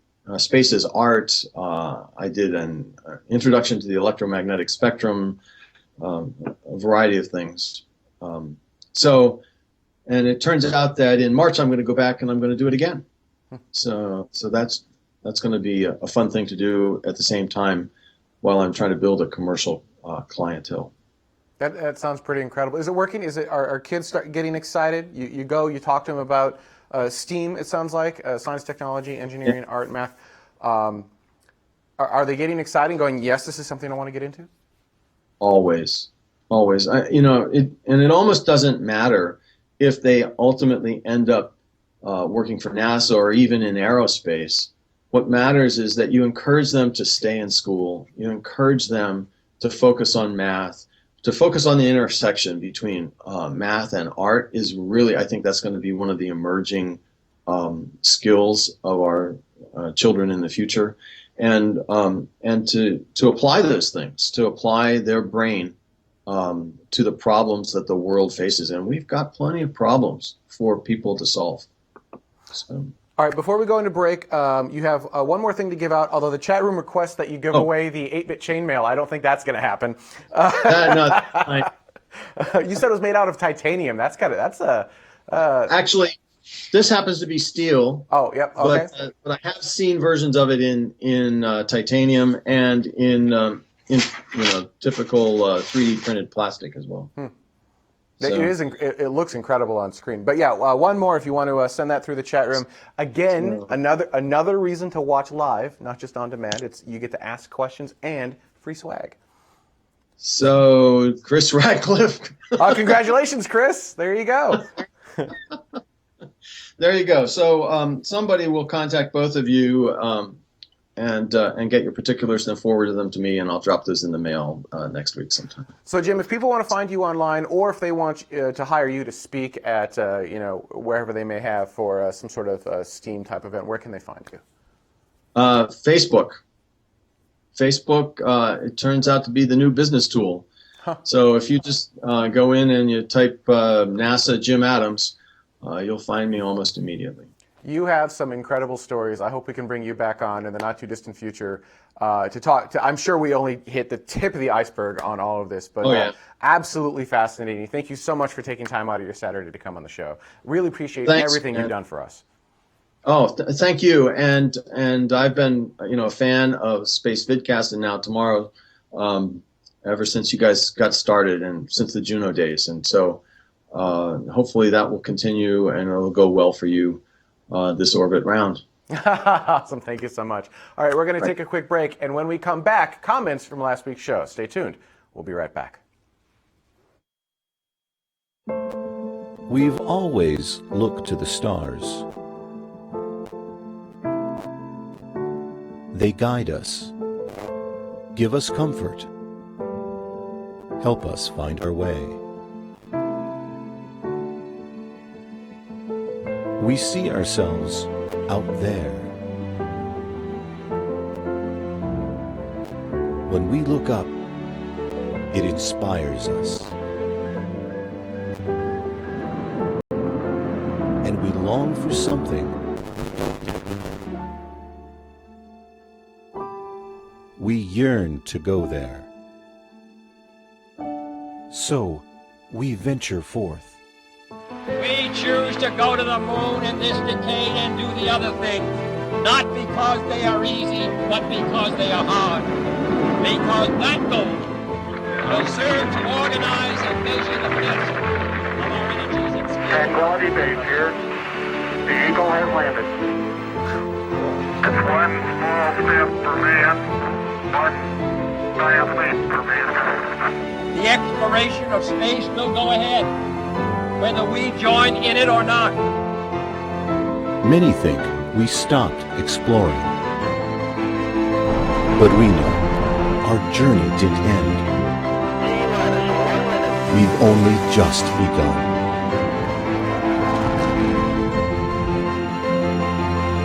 Orion is functioning perfectly at this point.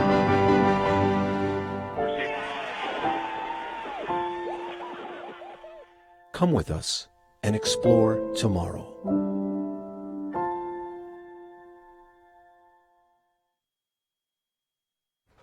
And welcome back to Tomorrow. Now, before we get into comments from last week's show, huge shout out to everyone who makes this particular episode possible.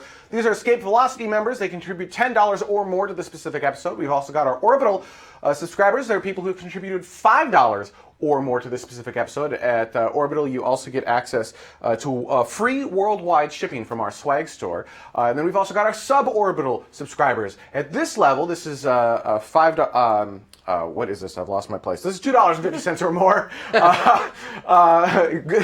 At this level, you get access to After Dark as soon as it's made available online, and of course your name in the show. And we've got our ground support crew. These are people who've contributed $1 or more to this specific episode. Every single penny, every single dollar helps. Thank you so much to everyone on all of these lists. Hopefully you're able to find your names. We keep getting so many more subscribers, and the fonts unfortunately get smaller, but it means a lot to us, and it really helps the show. To find out how you can help crowdfund the shows of tomorrow, head on over to patreon.com/TMRO. I've just learned that one of the things that those Patreon funds are going to be purchasing are some sound-absorbing panels on these walls, because when I shout, I can hear it bounce back into my own ear. All right, Capcom. Comments from last week. Oh, what did we have last week? It was Dennis. Oh, that's right. I wasn't here. Yeah, we weren't here. That's why yeah. I have no idea what's going on. We had Dennis Wingo. Yes. Also, really quickly, Jim had another Juno patch to give away and gave that away during the break. So Watch live. I love guests who know how to run our technology. This is really cool. I will say Jim's interview is probably my favorite of all time for this show. As was the chat room. Yeah, that was fantastic. We normally do the 5 questions at the end, but we ran so long. Now I know we're a web show, so we can do whatever we want, but there's a point where you can't go forever. So yeah, we skipped those. I'm hoping we can bring him on again in the future and continue telling great stories, because that was incredible. And we'll get to his 5 questions at that time. All right, Capcom. Last week it was Dennis Wingo going back to the moon right this time. You and I weren't here, but you guys took that show. Yes. So you'll help us out with So these much fun to be comments. like, hi, it's me. Hi, me again. Hi, still me, right? Yeah. Oh, Yeah. yeah. Just, Oh, that's right. 2 weeks ago. I wasn't here for 2 weeks, was I? Yeah, no, 2 It's weeks just ago. a whole lot of like, sorry, still my talking head. I apologize. Hi for the 3rd time. Yep. All right, Capcom, get us started. This one comes from Falcon7350 off of YouTube. I think a test run to the moon would be a great test for SpaceX before their run to Mars. I can't really comment on any of that. You guys? Well, I remember at one point, and I think this was before even Falcon 9 even started flying, Elon did have ideas for, I guess, what they would have called a gray dragon to land the Dragon capsule with the Draco thrusters on the moon first before trying to attempt it onto Mars. But I think that idea never really got pushed forward into any sort of development phase. But that would be very cool to see them do test missions on the moon first. And if any sort of anything popped up like the European Space Agency's Lunar Village, it would be awesome for SpaceX to do cargo missions or something like that and make extra money for their ambitions to go to Mars with their interplanetary transport system. Yeah, and I feel like depending upon how much fuel you use with the Super Dracos as well, you could turn the Dragon into a hopper vehicle where it can, take off and fly somewhere else again. And that would be really important to do comparative analysis of the surface of the moon. A lunar emergency rescue vehicle. Ooh. LERV. No. LERV. No. Not into it. No, we gotta work on the marketing on that one. That's no good. Yeah. It's not a LERV. Pretending lure. Marketing's come back. They said you need to change the name. Right. Not into that one, sorry. All right, Capcom, next up. Next one Someone needs to add LERV into the TARS chat room system.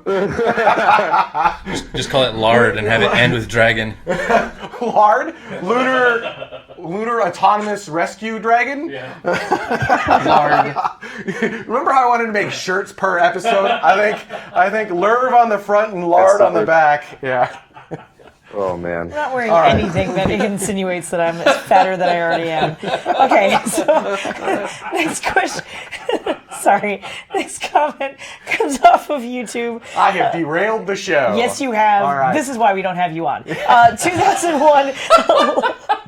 Let's Go. I know I can't. You got him the story. I know. I can't read it now. 2001 Lex to Lioness? Lex to Linus. Lex, yeah, that seems about right. Lextilionus. In the interest of passing on information, the Japanese do not use a countdown. Instead, they use a count up and launch on 10. Nice. That's Interesting. That's really exciting. If you think about it, it'd be like 1, 2, 3. That's what my parents did. A lot of count ups with me when I was a child. Yeah, that was for you standing in the corner and Yeah. that's a totally Actually, different. this brings up, this is an interesting thing of how different space agencies count down or up to their, in the United States, generally speaking, 0 is the moment you lift off the pad, but that's not when your engines ignite, right? No. You ignite your engines however Sure, much but you time get down prior. to 1 and lift off. But then there's a different agency ESA, that's like Ariane 1, Space, I'm 0, sorry. plus 1, +2, +3. And I'm like, oh, Yeah. what is happening right now? Yeah, Ariane Space, they light their engine at 0, but then Right. they're still on the pad for what, 8 more seconds? Is that about right? 6 to 8 seconds? Mike, you might know. It really depends. Depends on the mission, but yeah, it's interesting how both Ariane Space and India, the Indian Space Research Organization, also do the count up, and sometimes it takes off at like +4, +8. You know, it just really depends on which rocket they're using. Gives me so much anxiety. Even Russia, with the Soyuz, even with Soyuz, it doesn't actually lift off the pad until a couple seconds after.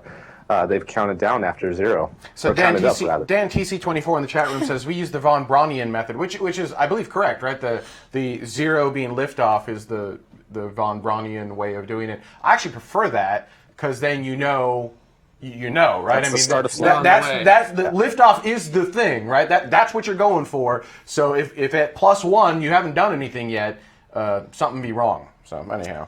Right. Citizen Dignity. I prefer you may launch when ready. All right, next After up. you, sir. Next one comes off of YouTube. This one comes from Jet Quasar, which I'm totally sure is a legal name.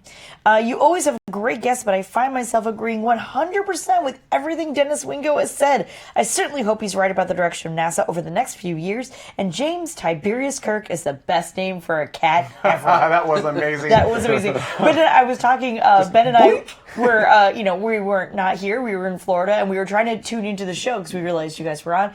And it was right around that time when like the cat had jumped up onto his shoulder kind of thing. And I was like, what's going on? Ben's like, I don't know, I think it's a cat. And we hear, meow. And I'm like, what is, oh, that's James Tiberius Kirk. And I'm like, wait, no, seriously, what is happening right now?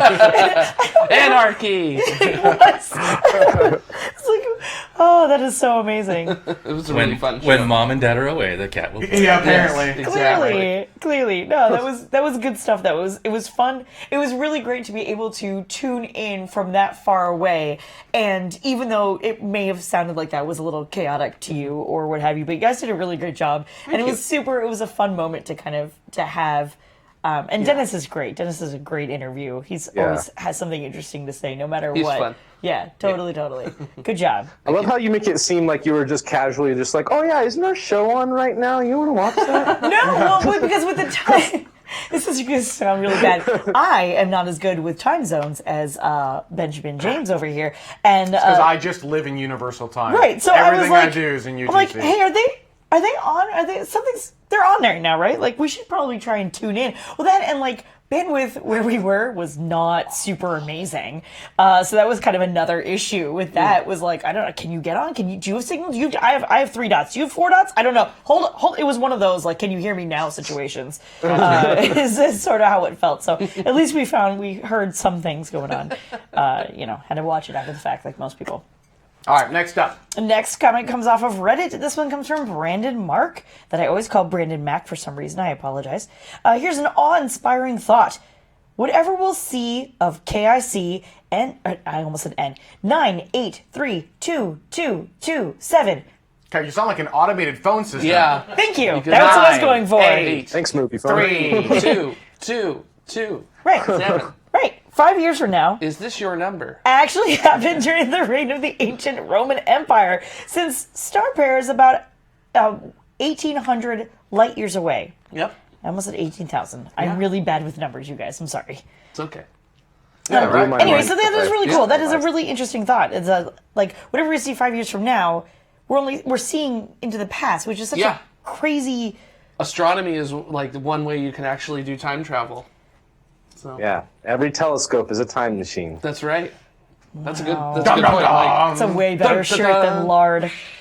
Every telescope? I don't know. Lard is a pretty good shirt. Lard. No. Orbit 1004, Lard. Just lard. How many of you would buy an Orbit 1004 Lard shirt? I'm just curious. I would only buy it if it says I'm larded. Next up. Next up. Oh, boy. All right, last comment for this particular show comes off of YouTube from Stephen Thompson. Probably the fastest way to get to Congress behind NASA returning to the moon will be China landing on the moon. Saving face politically probably trumps little things like saving the environment or moving heavy industry off the planet. Yeah, probably. right? That's how we He's got so there awesome the first to have time. space rigs with China. Oh, Yeah, right? Like, so awesome. Carl Sagan. Just as like random shouts about Carl Sagan in our chat room going on right now. I just realized they never fixed the clothes. I saw him loaded up in preview, and I'm like, I am standing on a box. he's gonna. Yeah, she.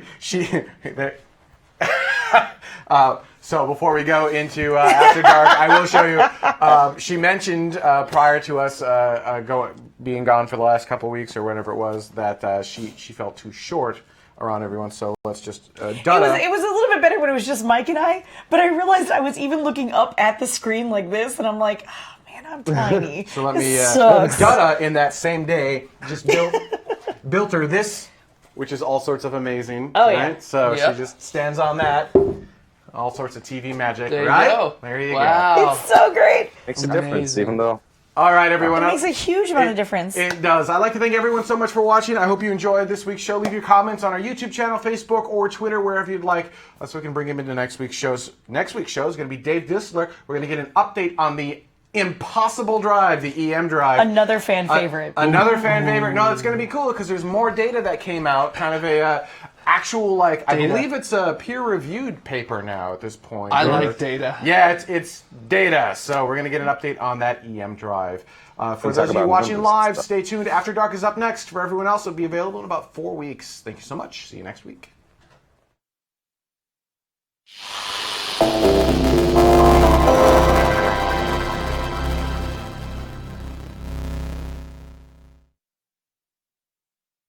Yeah, I know.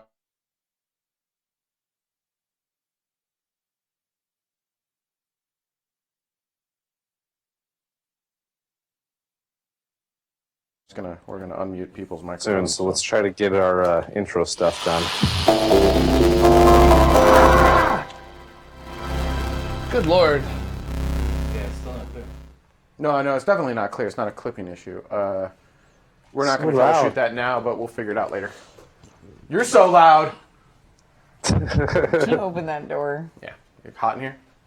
That and like we need some sound suppression going on. Sound suppression. Yes. What, activate the water systems? Yes. That's what I'm trying to say. I don't think that's a good idea in this particular room. Just saying. All right, we need an open. I mean, do we just have more of Jim talking? That would be kind of an awesome open. Just like boom, boom, boom, boom, boom intro. Looks like the. Good morning. How's everything up in the sky? All right, so Nope, can't. you can't what? It's breaking up. Yeah, so let's go After to... Dark is 3 hours yeah, today. now we're going to do this. Then Dude. go to Dante, whatever that is. It's tough to stand for in a single controller. space for this long. I And forgot welcome to about that. my world. All day, Yeah. air day. All day. Customer Uncheck service and those two retail. and then recheck them. I feel you. Right, man? Seriously.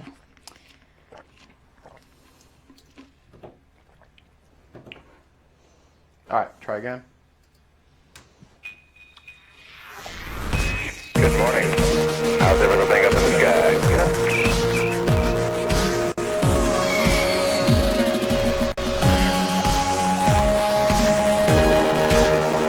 Oh, it's having a hard time finding the file.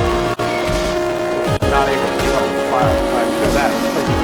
Like the calendar wasn't messed up, was it? Oh, yeah, it is. Yeah, all of it. Yeah, clear that.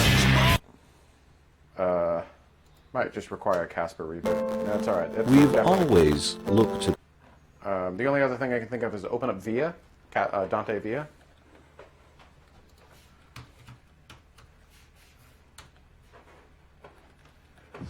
Close, turn it off, wait like 5 seconds, or not.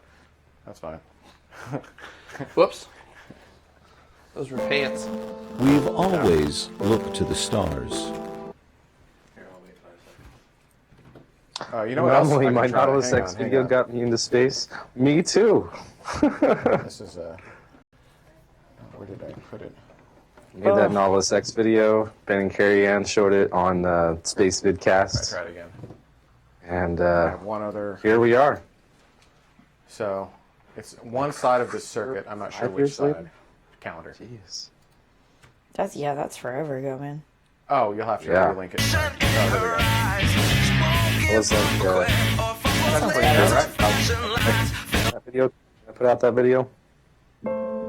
We've always looked to the stars. That's choppy. Yeah, but that's the wrong resolution. That's a bad video to use. Good morning.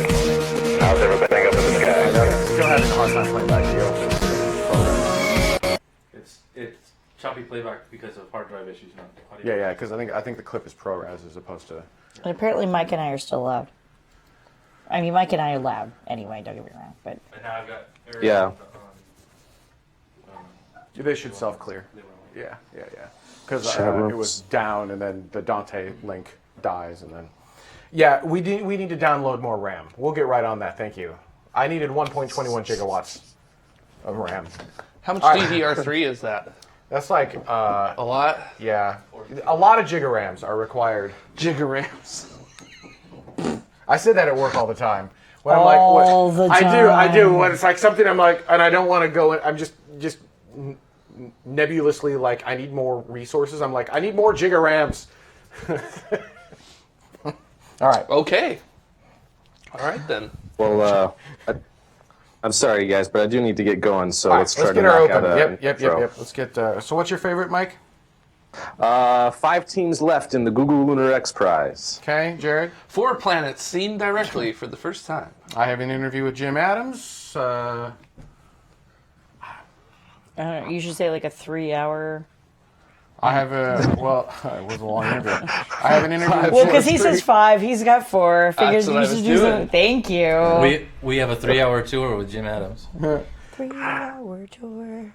I have an interview with Jim Adams, former NASA Deputy Chief Technologist. Deputy NASA.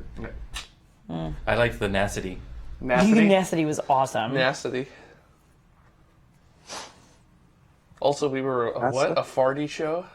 Oh, you know, A light farted show. A light farted show. All right, Silent but dead. let's do it. Mike, you'll start us, then Jared, I'll do it, and then you'll take us out. Sure. Okay, here we go. Here's number 1. Boop. Coming up, 5 teams are left in the Google Lunar X Prize. 4 planets have been seen for the first time. Well, that's me. Yep. Yep. That's 2. On 3. Former Deputy Chief Technologist of NASA. Sorry. Coming up, sorry, one more time. Sorry, keep going with 2. Coming up, 5 teams are left in the Google Lunar X Prize. 4 planets are seen for the first time. I have an interview with Jim Adams, the former Deputy Chief Technologist at NASA. All of that and more. All right. Yes. What 3. it- It's hard to say, dude. Sorry. That is tough. That's number 3. Deputy Chief Technologist. Former Deputy Chief Technologist at NASA. Former Deputy Chief Technologist at NASA. Okay, number 3. Coming up, 5 teams are left in the Google Lunar X Prize. 4 planets are seen for the first time. I interview Jim Adams, the former Deputy Chief Technologist at NASA. And I'm in at least 2 segments of this particular episode. All of that and more coming up on this episode of Tomorrow. That's good. Thanks, Mike. See ya. Woohoo! Thank you. Bye-bye. We'll see you guys later. Yep, See ya, have a good Mike. one. Bye-byes. Boosh. Woo! I am interviewed out.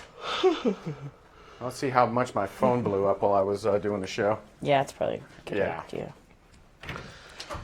I know, Ben needs to do something with 3. I know, and he didn't do it. It's fine.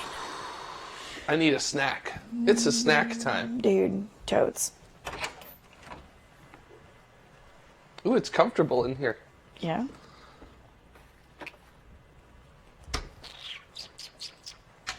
That's where all the heat comes from. Oh! Holy Moses. My butt just ran into the door. You all right there, buddy? Yeah, I'm good. I'm apparently Anomaly's spirit animal.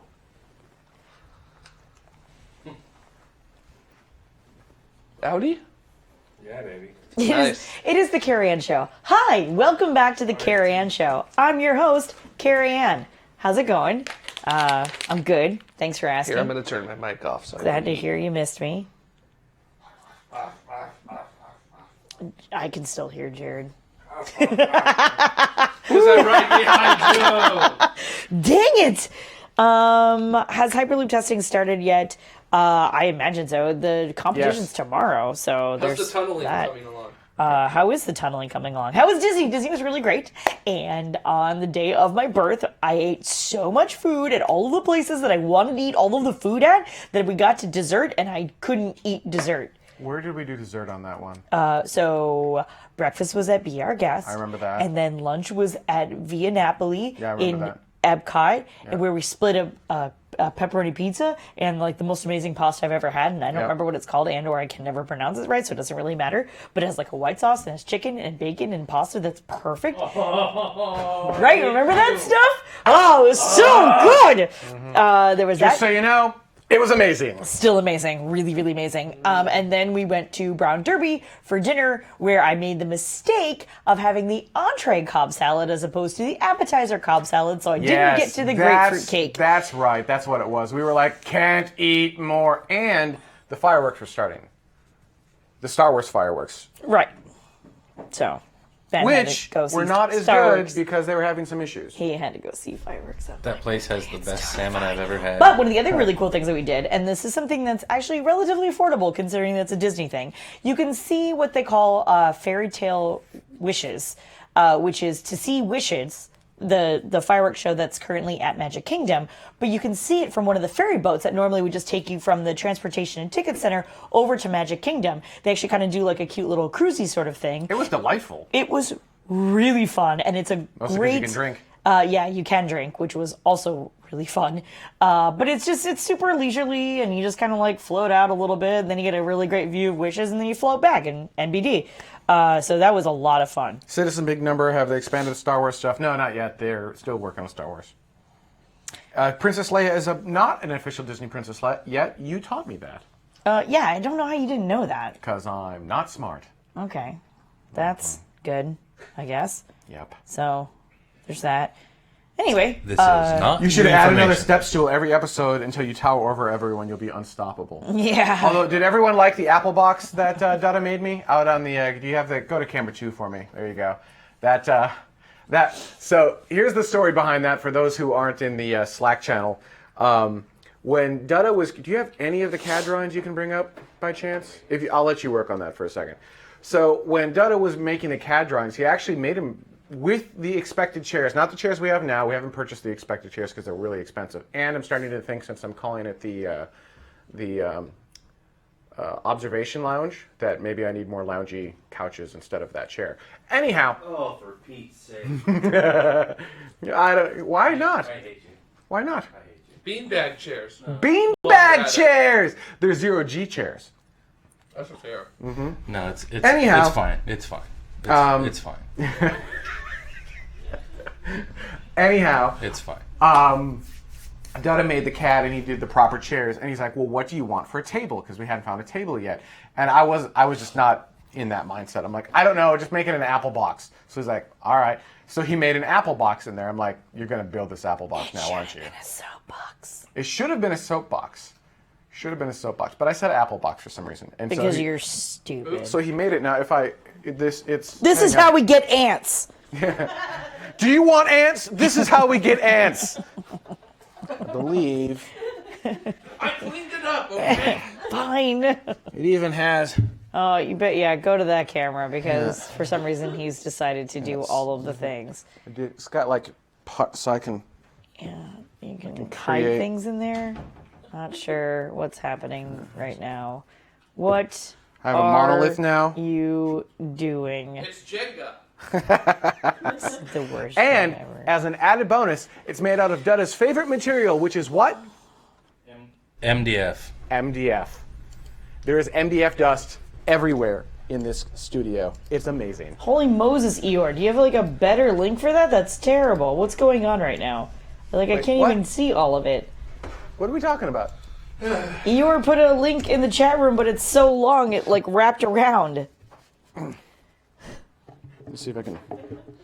Can't put it back together. I broke it, Dutta. Dutta's broken. It's forever broken. Space Ghost goes to When it Ghost. fell to the ground, it's there was dust totally- that went poof. Of course Not there out of the is. unit, but out of the carpet. Why just wouldn't so you there know. be? I just thought you should know. And because it's MDF, Whoops. it's freaking heavy. There you go. Obs for obs. There you go.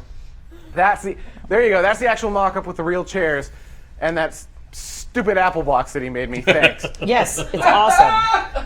Although I will say, it was nice once I figured out, because it's the first time I've used the Apple box. Oh yeah, I like those chairs.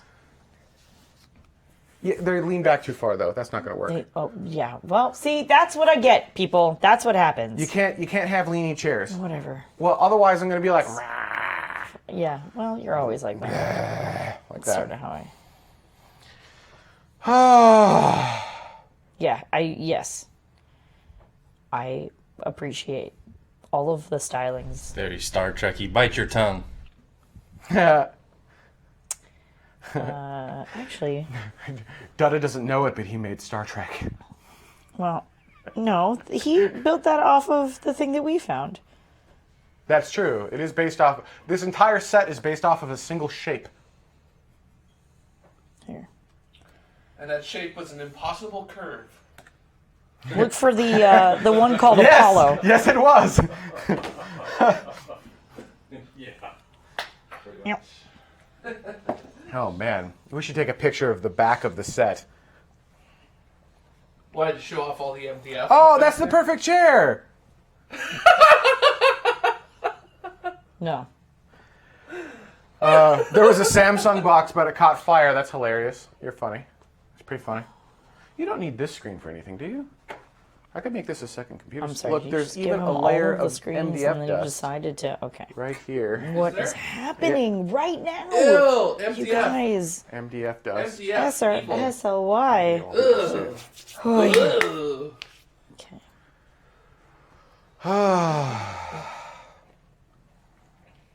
Oh my god, that was an amazing interview. I just didn't want to stop. Neither did He's like, anybody "You want to hear else. that story?" I'm like, "I guess." About, running $1 billion program. Let me think. It was pretty awesome.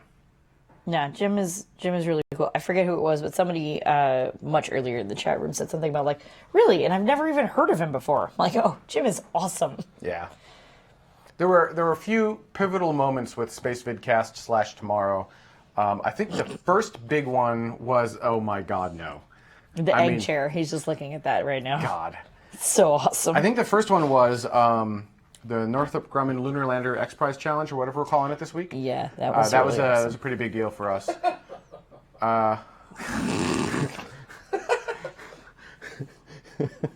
Nine. What?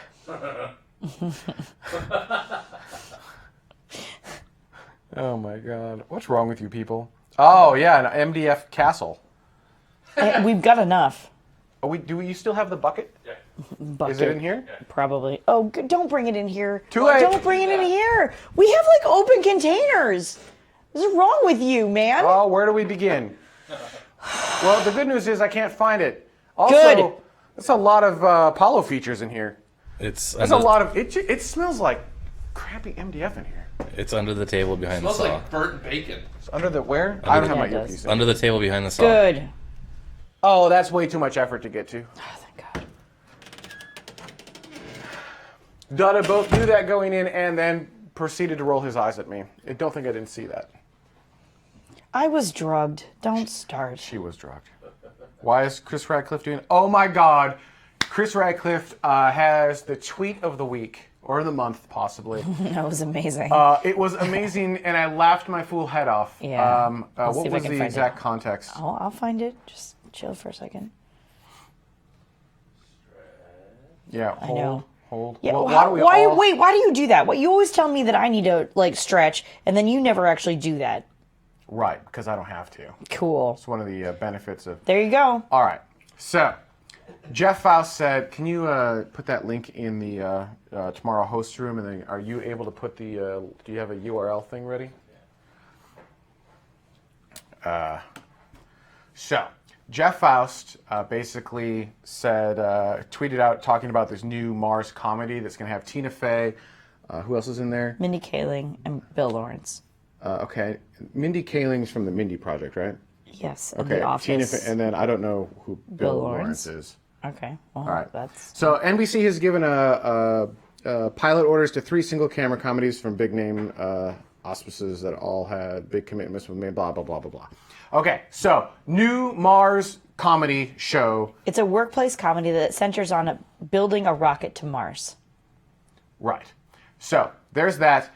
Chris Radcliffe said, pretty sure I know that show. #After Dark. Yeah, Yep. Wow, that does not work.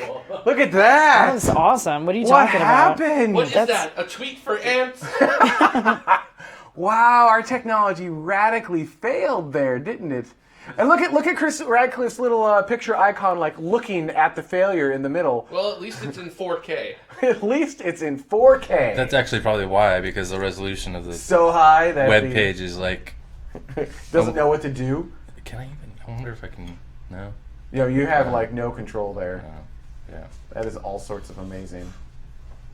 All right. Yeah, Ben definitely laughed about that one pretty hard. Yeah, I did. No Apollo 1 memorial coverage. Yeah, you can complain about it. We don't cover everything. Yeah. If you're complaining about Apollo 1, today's actually the Challenger anniversary. Yeah. Yeah. We'd have to bring them all up, right? Because it's all within It's like a 1 week. Right, and then February was second. We've done it, but I mean, February we've 1st. done it in the past. We've done it in previous shows. Yeah. I mean, That one video you made, I can't. yeah, I know, right?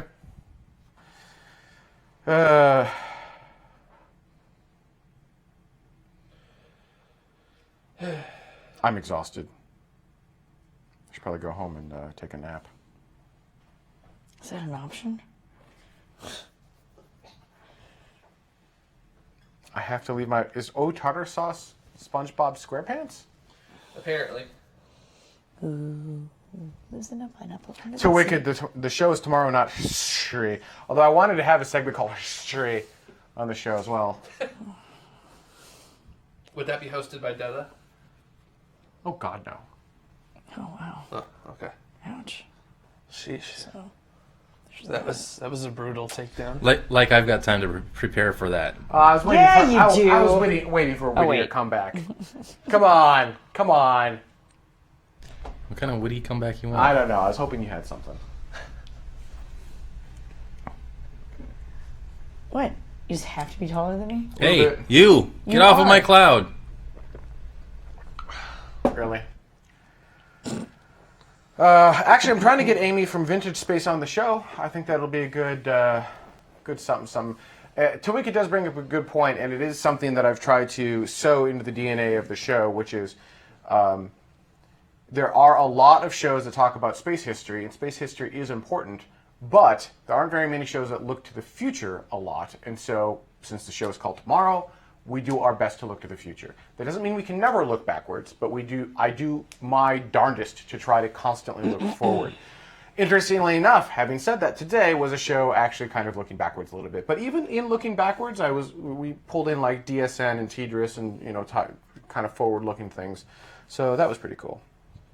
Aw. Thanks, NASA Jim. NASA Jim's still tweeting about us. Aw.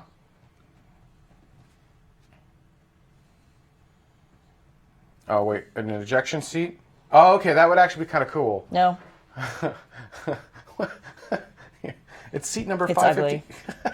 It also reclines too much. It does, Yep. yeah, but you could build a mount that would push it forward. Oh, so all of a sudden now it's okay. Out of MDF. Cool. Out of MDF, yeah. Whatever.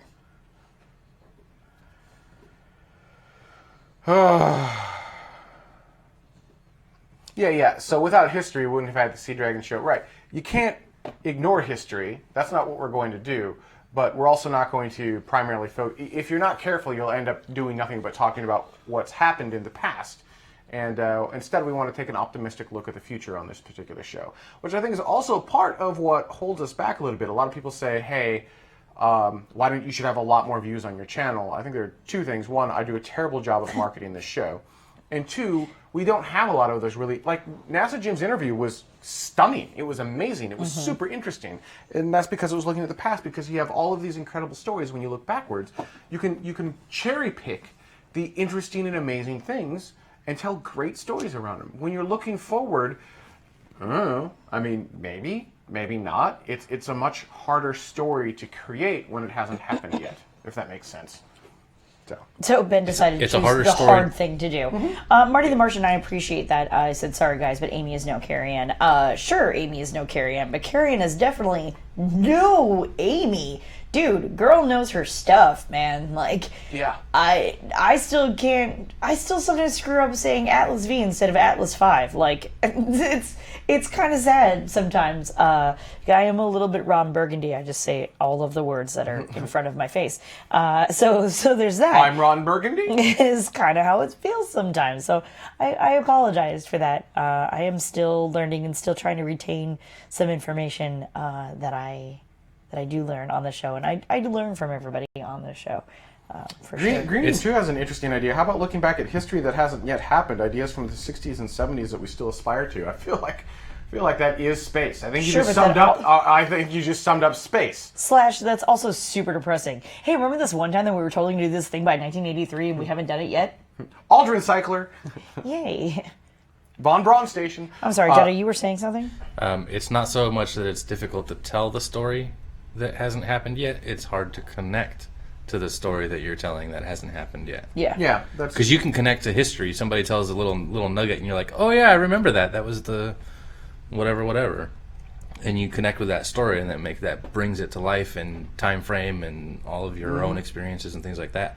You have none of that reference with future stuff. It is a lot harder to do future stuff. Well, But I that think is that's kind of cool also- to a certain extent. Like, even just like the wheel story, right? Like, I knew that the wheels spelled out JPL in Morse code, and I was like, oh, that's really cool.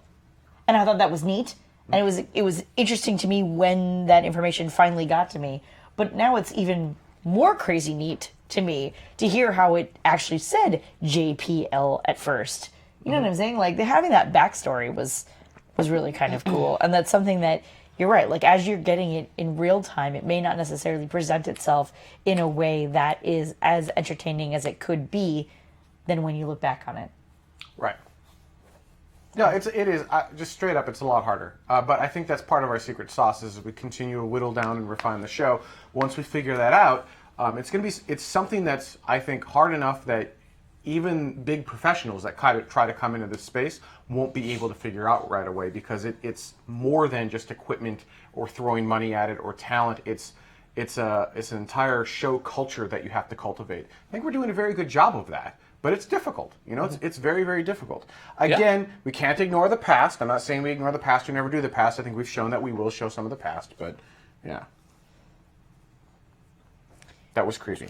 That didn't look like Werner. Yeah, no, that part wasn't. And Space Kyle, as Space Kyle was saying, how I am terrible at doing social media. Space Kyle, a huge shout out to Space Kyle for. She hates it when I say that. For taking Because you care of don't our. actually ever shout out. You're just like, hey, huge shout out to you, such and such. Whatever. saying. Space Kyle takes care of our social media on Facebook and does a great job, because I really do suck at it. And without him, we would reach far fewer people. And I do think that the more people we can reach, the better the show is. The more people we can get excited about science, technology, engineering, arts, and math, the better we'll be, right?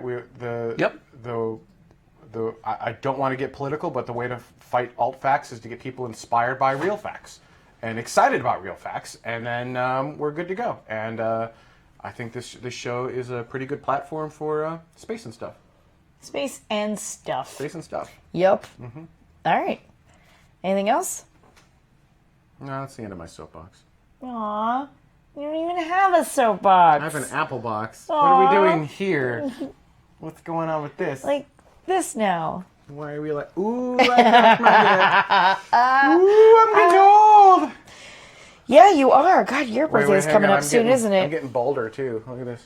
Look at that. Wow. It's like a landing zone. Yeah, right there. I feel like it's actually balder on camera than it is in person, but maybe that's just my Because you're so ego. freaking white. LZ3. It's like an entire nebula in the back of your head that's not hair. Right there.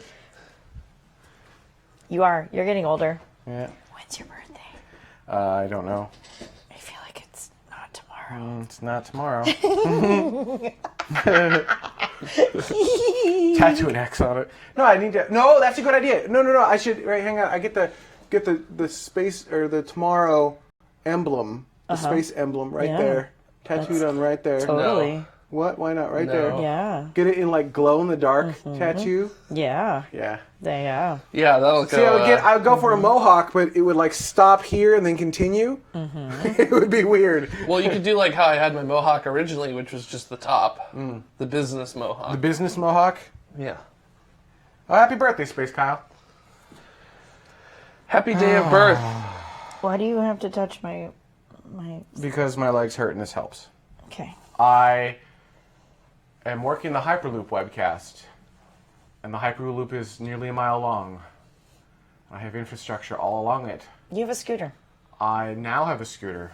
You've always had the scooter. I now have a scooter there. But even so, You already had the scooter. yes, it took me a very long time to actually bring said scooter to the Hyperloop. Yeah. Tell me about the history of your show. Well, we started. Boring. We continued. We moved from Minnesota to California. And inside of California, we got the studio, and now we're here. Pretty good. Did that sum it up? Yeah, Yeah, summed so- it up pretty well. That's What we fine. did? That was on top. Yeah. Yeah, close enough. Oh, yeah, there's a Hyperloop webcast. That's public. It'll be sometime in the afternoon. I have no idea when. Follow at Hyperloop on Twitter. Mm-hmm. Not Or- Hyperloop One or Hyperloop Industries or Hyperloop Cast or Hypecast or anything like that. Just at Hyperloop. They'll tell you all about Hyperloop the is pod not competition. Elon's Boring Company. They are two different projects. No, boring is boring. OBS for OBS. I totally want a T-shirt that says "The Boring No, Company." the though. Hyperloop stuff is tomorrow. I'm quite literally exhausted. I can just feel I am doing everything I can to keep my energy levels up. I am just so tired. It's probably why it was a good interview, because I was so tired I couldn't interrupt Jim. No, just keep talking. Thank you. What? Yes. No, I would like to hear that story. Don't mind me. Carry on. Carry on. OMG. Memphis. So amazing. Memphis, I can't comment on anything SpaceX. I'm sorry. Anomaly, will we ever get Elon on? Someday, yes. He's getting increasingly harder.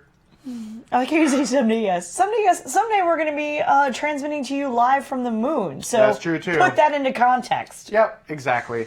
He's just hard to get a hold of, and he's very particular about branding. So I don't foresee it happening in this orbit or anytime soon. How's that? But I don't know. Just realized Mike left his laptop. Oh no! Yeah, he did. He left his drink here too. God, What a jerk! man. Oh, Yeah. Ready? is that it? Yes. Toast? Yes. Toast. We're done. Yes. Yeah. All right, we out. Have a good one, kids. Bye, See yous. everybody.